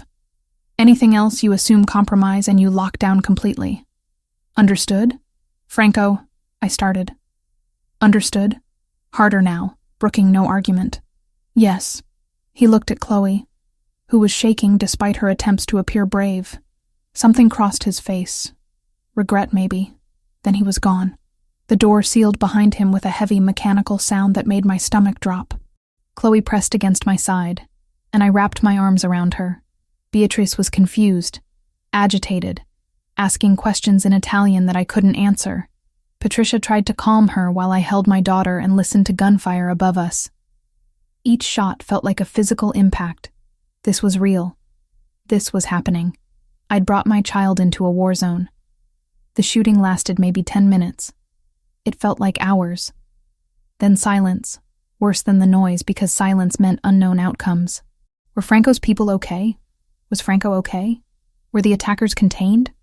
Or had they breached the house? 30 minutes later, the intercom crackled. Verde. Medical assistance needed. 2 injured, stable but bleeding. Patricia grabbed her kit and moved to the door. I stood. I'm coming with you.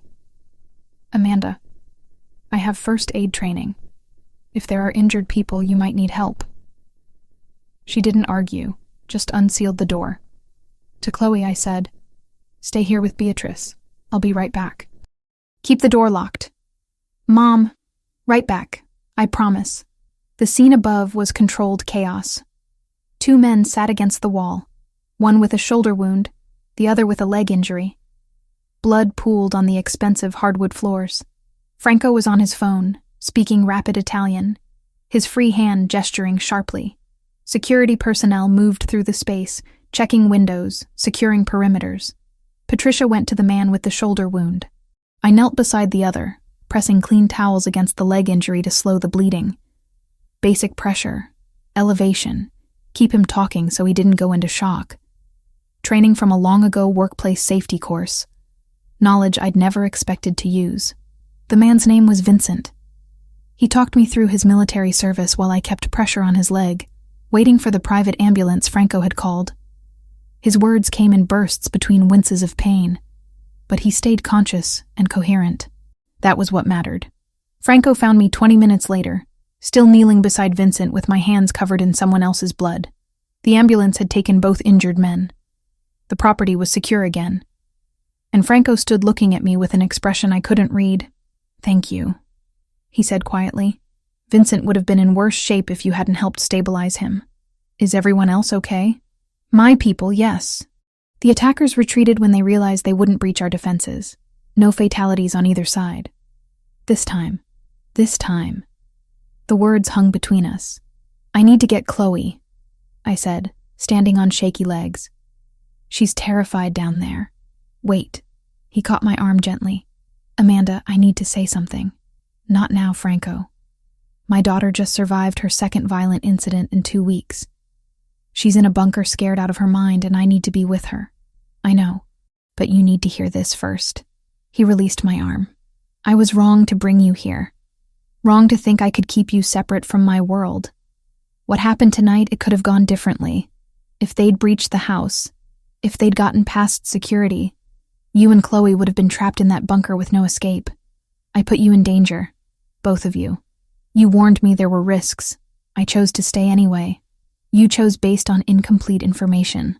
You didn't know the extent of what you were walking into because I didn't tell you. He ran a hand through his hair, and I realized he was shaken in a way I'd never seen.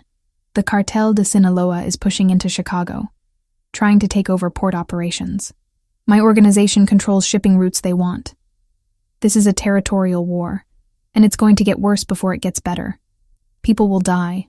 Properties will be targeted. And anyone associated with me becomes a potential casualty or leverage point.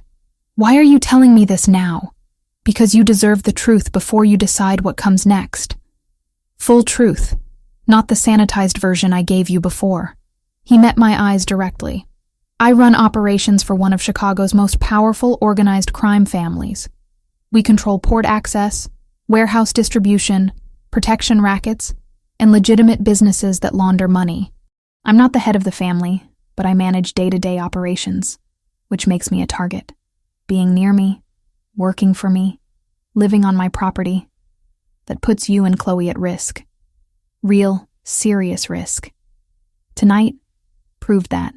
I should have been horrified, should have grabbed Chloe and run, but instead I felt oddly calm, like I'd been waiting for this conversation. And now that it was happening, I knew exactly what I needed to say. I'm not naive, Franco. I researched you before I took this job.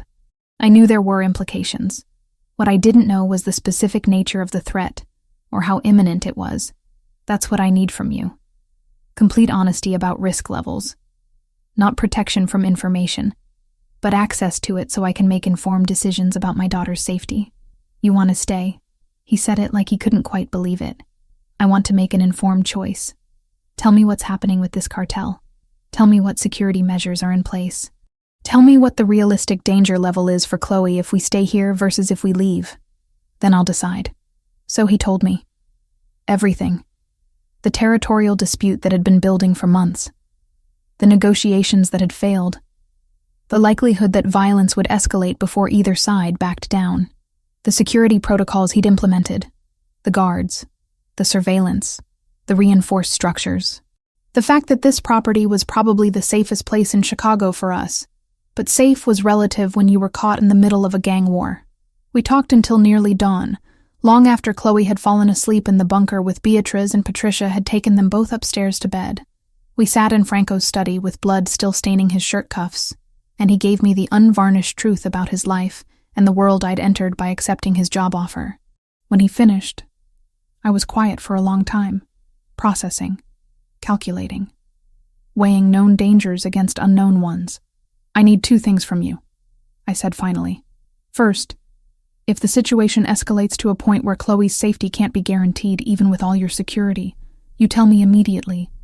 No downplaying, no protecting me from harsh realities. I need to know the moment we need to leave. Agreed. And second, if we stay, you stop treating us like fragile things that might break. We're not decorative additions to your life. We're people who've survived difficult circumstances and know how to handle ourselves. Stop trying to shield us from everything. Just give us information and trust us to make our own choices. He nodded slowly. I can do that. But Amanda, you should know something else. What? This thing between us. Whatever it's becoming. That complicates everything. You're not just my mother's caregiver anymore. You're someone I care about. Someone I want to protect. Which makes you more vulnerable, not less. People who want to hurt me will see you as a pressure point. Is that why you've been keeping your distance? The careful boundaries? Yes. And because I didn't want to take advantage of your situation. You needed this job. You needed the security. Starting something personal when you might have felt obligated or trapped. That would have been wrong. I don't feel trapped, I said. I feel like I'm finally making choices instead of just reacting to circumstances. That includes choosing to stay despite the risks. And Franco? That includes choosing to acknowledge that there's something between us worth exploring when the timing is better. Something in his expression shifted. Relief, maybe, or hope, when the timing is better. First, we deal with the cartel situation. Then we figure out the rest. That could take months. Then we wait months. I'm good at waiting. I've been doing it most of my life. Waiting for things to get better, waiting for the next crisis to pass, waiting for a moment to catch my breath. What's a few more months? He stood, came around the desk, and for a moment I thought he might kiss me. Instead, he took my blood-stained hands in his and said, "Thank you, for staying, for trusting me enough to hear the truth, for not running when most people would have. Don't thank me yet. Wait until we see if I made the right choice." But sitting there in the pre-dawn quiet, my hands in his, I knew I'd already made my choice. Right or wrong, I was staying. Not because I was trapped or afraid or had nowhere else to go, but because for the first time in longer than I could remember, I'd found something worth fighting for. Not just safety or security or financial stability, but belonging. A place where Chloe could flourish, where Beatriz had people who genuinely loved her, where Franco could be something other than the cold, controlled operator his position demanded. Maybe that made me foolish. Maybe I'd regret it. But I'd spent too many years playing it safe, accepting scraps, settling for less. If there was even a chance at something more, something real, I was willing to risk the complications. The days following the attack moved like frames in slow motion, each moment heavy with unspoken decisions. I kept expecting the reality of what had happened to hit me all at once, some delayed panic that would send me running with Chloe toward the nearest exit. Instead, what I felt was a strange clarity, the kind that comes when you've run out of energy to lie to yourself. Franco gave me space, not the cold, dismissive kind of space, but the intentional distance of someone who understood that pressure right now would shatter whatever fragile trust we'd built. He worked longer hours, stayed in his study past midnight, and when we did cross paths in the main house while I was with Beatrice, he was polite, professional, careful not to assume anything. Chloe was the one who forced the conversation I'd been avoiding. It was Tuesday evening, 5 days after the attack. We sat at the small kitchen table in the guest house, picking at takeout neither of us had much appetite for. She'd been quiet all day, withdrawn in a way that set off every maternal alarm I had. "We should talk about what happened," I said finally, setting down my fork. "You mean the shooting?" She didn't look up from her plate. "What's there to talk about? Bad people tried to hurt Franco. His security stopped them.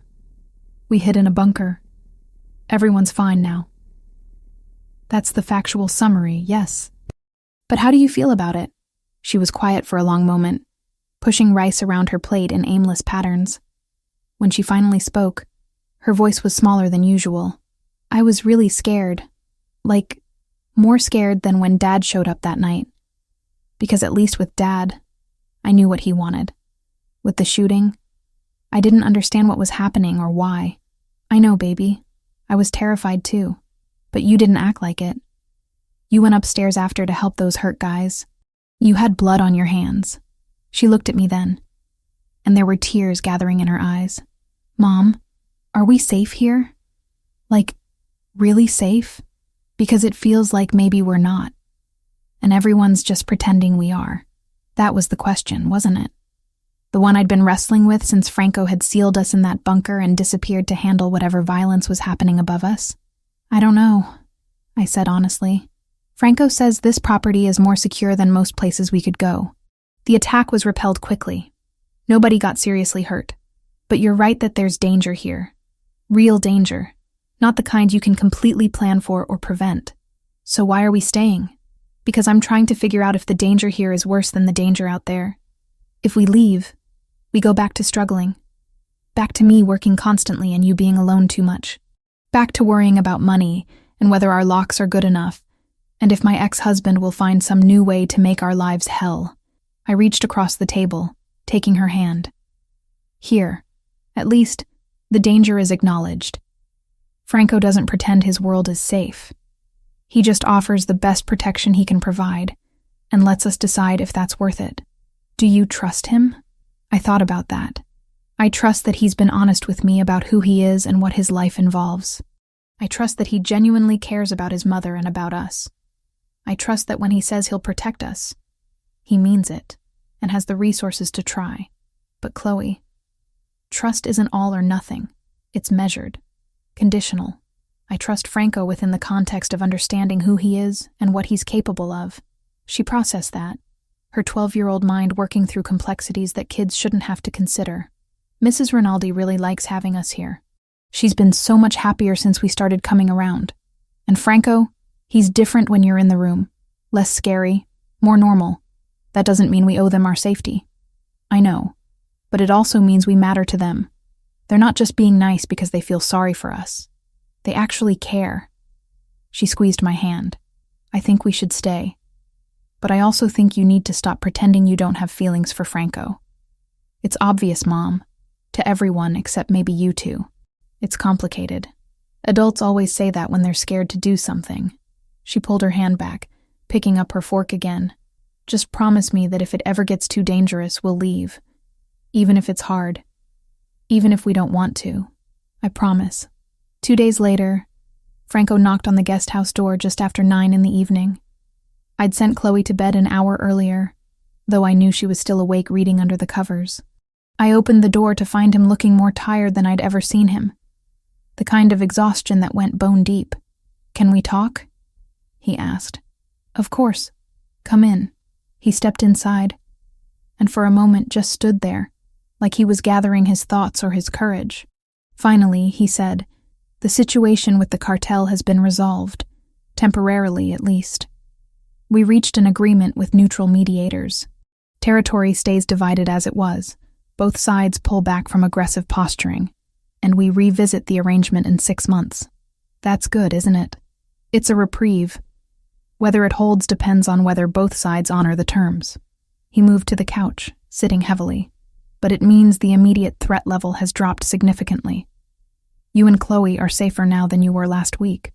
I sat beside him, leaving careful space between us. "You look exhausted." "I haven't slept much since the attack. Too many things to handle. Too many people to keep in line." He rubbed his face. "Amanda, I need to say something, and I need you to really hear it. Okay, I was wrong to bring you here. Wrong to think I could keep you separate from my world. What happened last week proved that.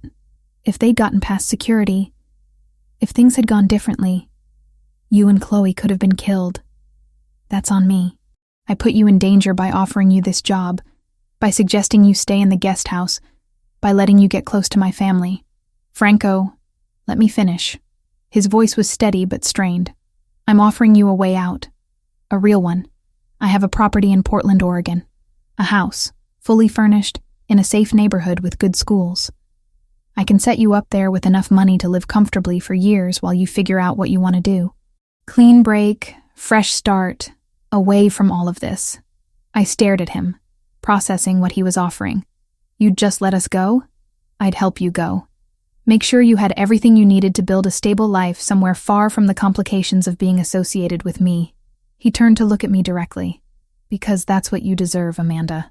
Stability, safety, a chance for Chloe to grow up without worrying about gunfire. I can't give you that here. All I can offer here is expensive security wrapped around constant danger. Is this what you want, for us to leave?"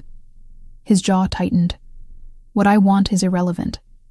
This is about what's right, what's best for you and your daughter." "Don't do that," I said sharply. "Don't decide for me what's best.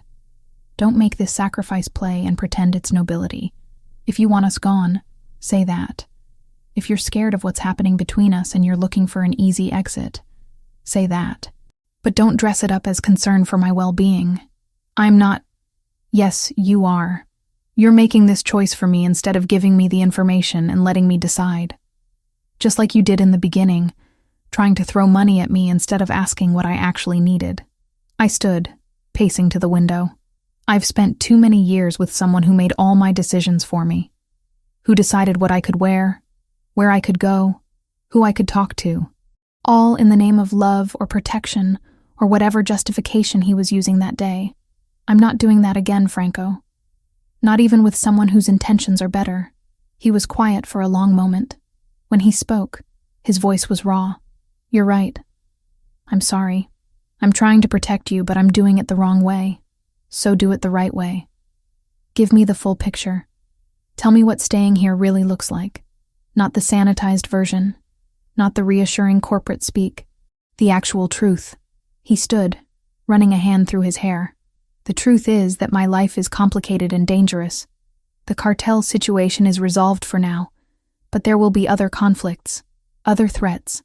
I run operations for a family that controls significant criminal enterprises in this city. Shipping, distribution, protection, money laundering through legitimate businesses. I'm not the head of the organization, but I'm high enough up that I'm a target. People who want to hurt the family will look at anyone close to me as leverage or as a way to send a message. I already know all this, but do you understand what it means long-term? It means always having security around. It means vetting everyone who comes into your life. It means Chloe growing up in a world where she has to be careful what she says and to whom. It means compromising your values because the person you care about does things that are illegal and sometimes violent." He moved closer, his expression intense. "It means accepting that I'm not a good man, Amanda. I've hurt people. I've made decisions that cost lives. I'll do it again if I have to, if that's what protects my family or my mother or you. I know what you are, I said quietly. I'm not naive enough to think you're some misunderstood hero. You operate in dark spaces, you do terrible things, and you've made peace with that, because it's the world you were born into and the responsibility you accepted. I see all of that. And you're still considering staying? I'm considering it because you've also been honest with me, because you've never pretended to be something you're not, because when I needed help, you offered it without conditions, because you love your mother with a gentleness that contradicts everything else about your life, because you've shown me that power doesn't have to mean abuse, that protection doesn't have to become control. I closed the distance between us. I'm not looking for a white knight, Franco. I'm looking for a partner who sees me as an equal, who respects my choices even when he disagrees with them, and who's willing to be honest about his flaws instead of hiding them behind charm. I can't promise you safety. Nobody can. Ryan was supposed to be safe. He had a regular job, paid taxes, went to church on Sundays. He still put me in the hospital. At least with you, I know the risks going in. I can't promise I won't hurt you. Maybe not physically, but this life, what I do, it takes a toll on everyone close to me. Then we'll deal with that when it happens. Together. If we decide to try this. Separately. If we realize it's not working. I reached up, touching his face gently. Stop trying to make this decision for me. Tell me what you want, and then let me tell you what I want, and we'll figure out if those two things can coexist. He covered my hand with his, leaning into the touch. I want you to stay. I want to come home to you and Chloe, instead of an empty house. I want to watch my mother's face light up when you walk in the room. I want to have conversations at 2 a.m. that make me forget about everything else for a while. I want to see where this goes between us, even though I know I have no right to ask for it. Why do you think you have no right? Because of who I am. What I do. The danger I represent.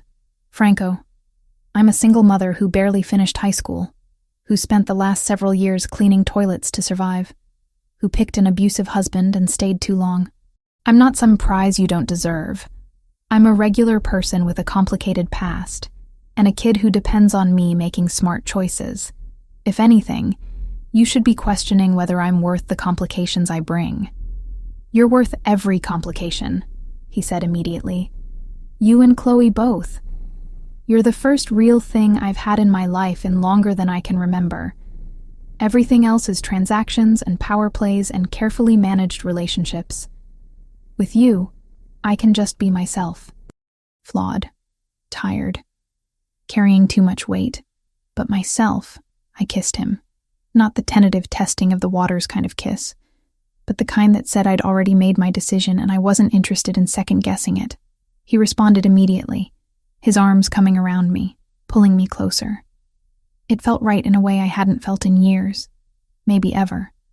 Like finding something I didn't know I'd been looking for.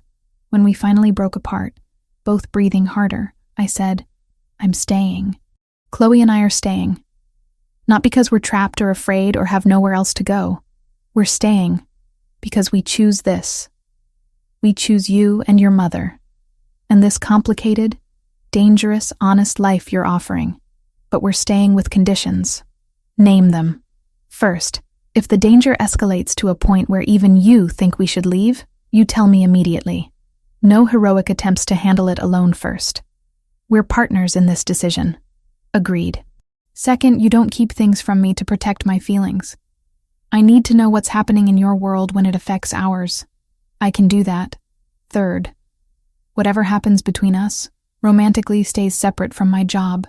I need to know that if we try this and it doesn't work, I can still support my daughter. That I'm not financially trapped if things go bad. I'll have Moretti draft something formal. Your employment is independent of our relationship. That's non-negotiable for me too, actually. I don't want you staying with me because you're afraid of losing your income. And fourth, I said, you accept that I'm not fragile. I've survived worse than anything you're likely to put me through. I don't need you to shield me from reality. I need you to include me in it. He nodded slowly. I can work with that. All of it. But Amanda, I need one thing from you too. What? If you ever feel unsafe, if your instincts tell you this isn't right anymore, you trust that, and you leave. Even if I think you're wrong, even if I want you to stay, you listen to yourself first. Deal. We stood there in the quiet of the guest house, holding each other. Both of us knowing we'd just committed to something that might be wonderful or terrible or some complicated combination of both. But for the first time in a very long time, I felt like I was choosing my life instead of just surviving it. So what happens now? I asked eventually. Now I take things slowly, Franco said, pulling back slightly to look at me. I court you properly. Dinners, conversations, time to actually get to know each other without crisis driving every interaction.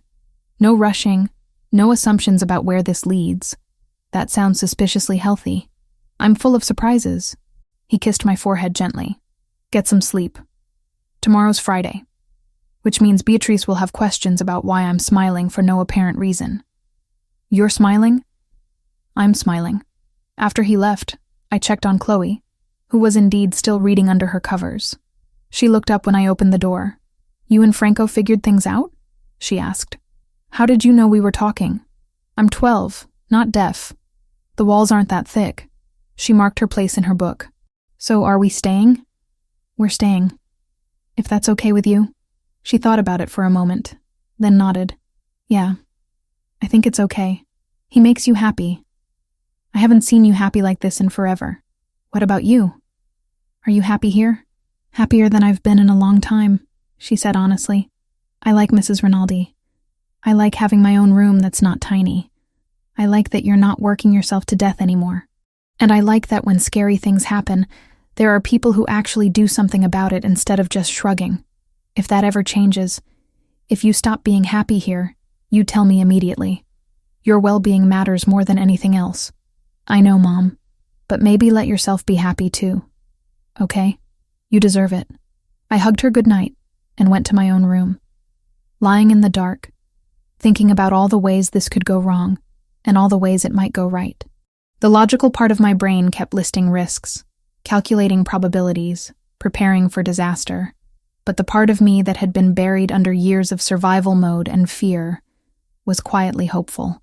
Maybe I was making a mistake. Maybe in 6 months or a year, I'd regret choosing to stay in Franco's world. But maybe, just maybe, I was finally choosing something real. Something that acknowledged the darkness but reached for light anyway. Something that didn't promise perfection, but offered genuine partnership. I fell asleep thinking about Franco's rare smile, about Beatrice's warm eyes, about Chloe's laughter echoing through the house, about the possibility of building something lasting from very imperfect pieces. 6 months changed everything, and nothing at all. The cartel agreement held. Not perfectly. There were still tensions, disputes over borderline territories, moments when Franco would come home tense and exhausted from negotiations that required careful diplomacy, backed by implicit threats. But the open violence stopped. No more midnight gunfire, no more wounded men bleeding on expensive floors, no more rushing Chloe to underground bunkers. Beatrice declined steadily, her good days becoming rarer jewels in an increasing darkness of confusion. Some afternoons she'd recognize me and tell stories about Naples with perfect clarity, her hands moving expressively as she described the markets and the ocean and her mother's kitchen. Other days she'd call me Lucia, or Maria, or not recognize me at all, frightened by the stranger in her house trying to make her eat lunch. Patricia and I developed a rhythm for handling the bad days. Gentle redirection, familiar music, simple activities that engaged her hands even when her mind wandered. Franco watched his mother disappear incrementally, and I watched him carry that grief with the same controlled discipline he applied to everything else.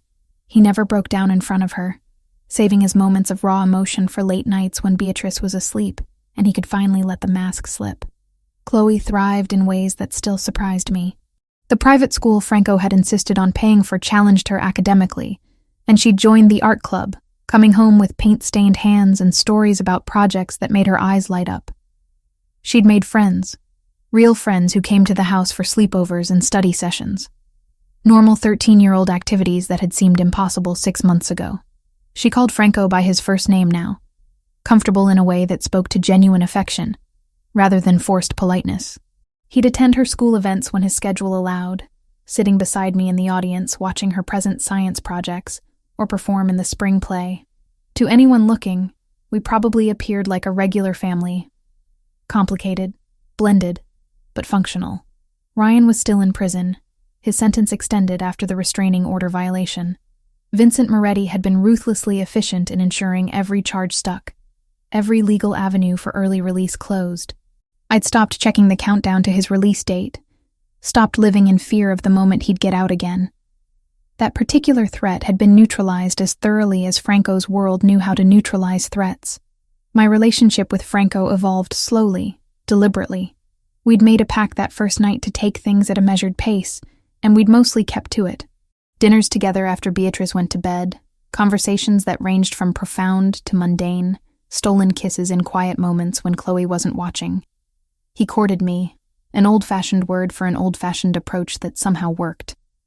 I'd moved from the guest house into the main house 3 months ago, not into Franco's bedroom, but into a suite on the second floor that gave me space and privacy.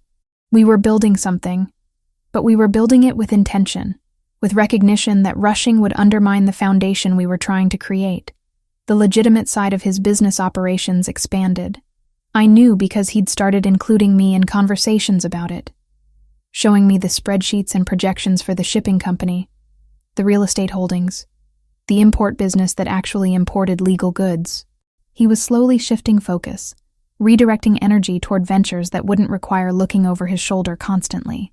I want to build something that lasts, he'd told me one evening, both of us reviewing financial documents at his desk. Something Chloe could inherit without the complications. Something that doesn't require my children to make the same choices I had to make. My children.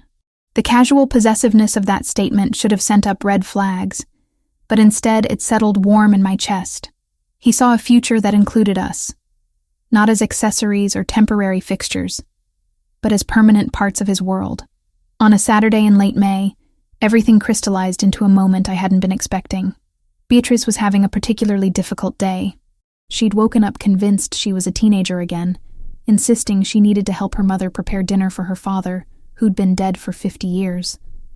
No amount of gentle redirection was working, and her agitation was building toward the kind of episode that would require medication to calm. Franco was in his study handling a crisis with one of the shipping routes, some jurisdictional dispute that required his immediate attention. Chloe was at a friend's house for the afternoon. It was just me, Patricia, and a woman who didn't recognize her own home. "Where is my mother?" Beatrice demanded in Italian, her voice rising. "Why won't you take me to her? What have you done with her?" "Beatrice, your mother isn't here right now," I said gently, keeping my voice calm. "But you're safe. You're home. We're going to take care of you. This is not my home. My home is in Naples." She grabbed my arm, her grip surprisingly strong. "Please, I want to go home. I want my mother." Something in her desperation broke my heart. She wasn't a confused elderly woman in that moment. She was a scared child who didn't understand why everything was wrong, why the world had shifted without her permission, why nothing made sense anymore. I pulled her into a hug, holding her while she cried against my shoulder.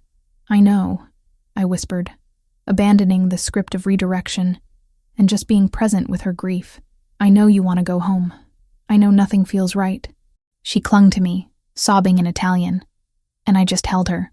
Patricia hovered nearby with medication ready if needed, but I shook my head. Sometimes what people needed wasn't pharmaceutical intervention, but human presence. Someone willing to sit in the discomfort with them instead of trying to fix it away.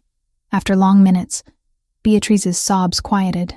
She pulled back, looking at me with eyes that were clearer than they'd been all day.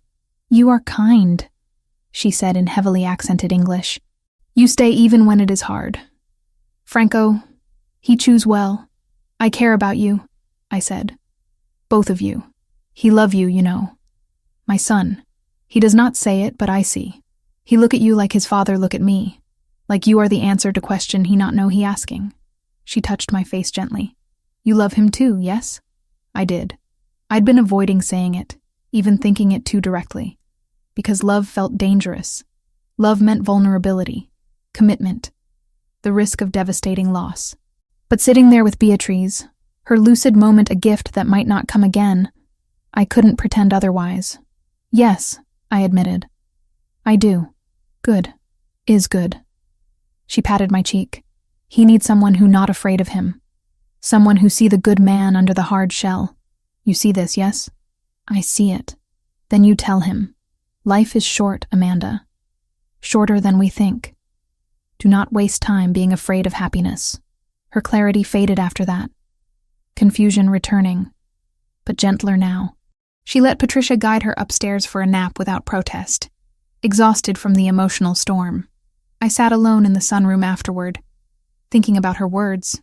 Life is short. Don't waste time being afraid of happiness. Simple advice from a woman whose own life was being stolen piece by a disease that didn't care about her wisdom or warmth or the people who loved her. Franco found me there an hour later. His crisis resolved, he'd come looking for us. He took one look at my face and sat beside me. Bad day? He asked. Hard day. But she had a moment of clarity at the end. I turned to look at him. She told me you love me. His expression shifted, guard dropping in a way I'd learned to recognize. She's perceptive, even when she's confused. Is it true? He didn't answer immediately, weighing his words with characteristic care. When he spoke, his voice was steady. Yes, it's true. I've been trying to give you space to figure out your own feelings without pressure. But yes, Amanda, I love you. I've loved you for months. Probably since you stood in my penthouse and refused my money like it was an insult. That's a weird moment to fall in love with someone. You were the first real thing I'd encountered in years. The first person who saw me as just a man instead of a position, or a threat, or a transaction. How could I not fall in love with that? I thought about all the reasons I should be cautious. About the darkness still present in his life, despite his efforts to move toward legitimacy. About the complications of blending our lives when we came from such different worlds. About whether I was strong enough to be partner to someone whose choices sometimes required moral flexibility I'd never had to exercise. But I also thought about the past 6 months. How he'd never pressured me for more than I was ready to give. How he'd respected every boundary I'd set. How he loved his mother with a gentleness that contradicted every stereotype about men in his position. How he'd welcomed Chloe not as an obligation, but as someone worthy of his time and attention. How he'd helped me find my footing instead of trying to keep me dependent. Your mother told me not to waste time being afraid of happiness, I said. She's wise. She is. I took his hand, lacing our fingers together. I love you too, Franco. I've been trying not to for a while, telling myself all the reasons it was complicated or risky or unwise. But I do. I love you. He pulled me against his side, and we sat there in the afternoon sun streaming through the windows, holding each other in comfortable silence. No dramatic declarations, no rushing toward the next milestone. Just acknowledgement of what had been growing between us since that first night when Chloe had given away her lunch money to help a confused old woman in the rain. That evening, Franco gathered all of us in the dining room. Beatrice was having another clear period. Patricia was finishing her shift, and Chloe had returned from her friend's house. He stood at the head of the table looking uncharacteristically nervous. I want to say something to all of you, he began. The past 6 months have been transformative for me. This house has felt like a home instead of just a place I sleep. My mother has had more joy than I've seen in years, and I've found something I didn't know I was missing. He looked at me, then at Chloe. Amanda, Chloe, you've given me a reason to want more than just survival, more than just power and control. You've shown me what it means to build a life instead of just maintaining operations. And I'd like to make this permanent if you're willing. From his pocket he produced a small box. My heart started racing. Franco. This isn't just a proposal to you, Amanda. This is a proposal to all of us. He opened the box to reveal a simple but beautiful ring. I want to marry you. I want to officially become Chloe's stepfather. I want us to be a family, not just people living in the same house. Chloe's eyes went wide. She looked at me, question clear on her face. I looked at Beatrice, who was beaming. At Patricia, who'd become as much family as employee. At Chloe, who'd survived so much and deserved stability. At Franco, who'd somehow become the most steady presence in my chaotic life. There are conditions, I said. And Franco smiled because of course there were. Name them. First, Chloe gets a say in this. She's the other person most affected by this decision. He turned to Chloe. What do you think? Can you handle having me as a stepfather? Chloe bit her lip, but she was smiling. Will you come to my art shows? Everyone. And help me with math homework? Reluctantly, but yes. And promise not to be weird and overbearing like dads in movies. I promise to be exactly the right amount of overbearing. No more, no less. She looked at me, then back at him. Okay then. But if you hurt my mom, I'll figure out how to hurt you back. That's fair. I laughed, not quite believing this was happening. Second condition. I want a prenup that protects both of us, but especially protects Chloe's future. If something happens to me, she has guaranteed access to resources and education. Moretti already drafted it, Franco said. I'll have him revise it to your specifications. And third, I said, we do this at whatever pace feels right. No rushing to the altar because of some deadline. We get engaged. We plan together. We make sure this is what we all want every step of the way. I can work with that. He moved closer. The ring still in its box. So is that a yes? I thought about the woman I'd been 6 months ago. Exhausted. Afraid. Barely surviving. I thought about the woman I'd become. Still flawed. Still carrying scars. But stronger for having faced them. I thought about Chloe. Laughing with her friends. Painting in her room. Sleeping through the night without fear. I thought about Beatrice, declining but surrounded by love. I thought about Franco, who'd proven that power didn't require cruelty, that darkness could choose light. Yes, I said. It's a yes. He slid the ring onto my finger, and Chloe cheered. And Beatrice clapped her hands with childlike delight. Patricia pulled out her phone to take pictures, insisting this moment needed documentation. And I stood there, engaged to a man who ran criminal operations, but came home to read bedtime stories to his mother, thinking about how strange and wonderful life could be when you stopped running and started choosing. 6 months had changed everything. A chance encounter on a rainy November night, a $20 act of kindness from a 12-year-old girl, had led to this. To family. To belonging. To love that acknowledged complexity without being destroyed by it. We were family now. Complicated and real, and that was more than I'd ever dared to hope for. The end,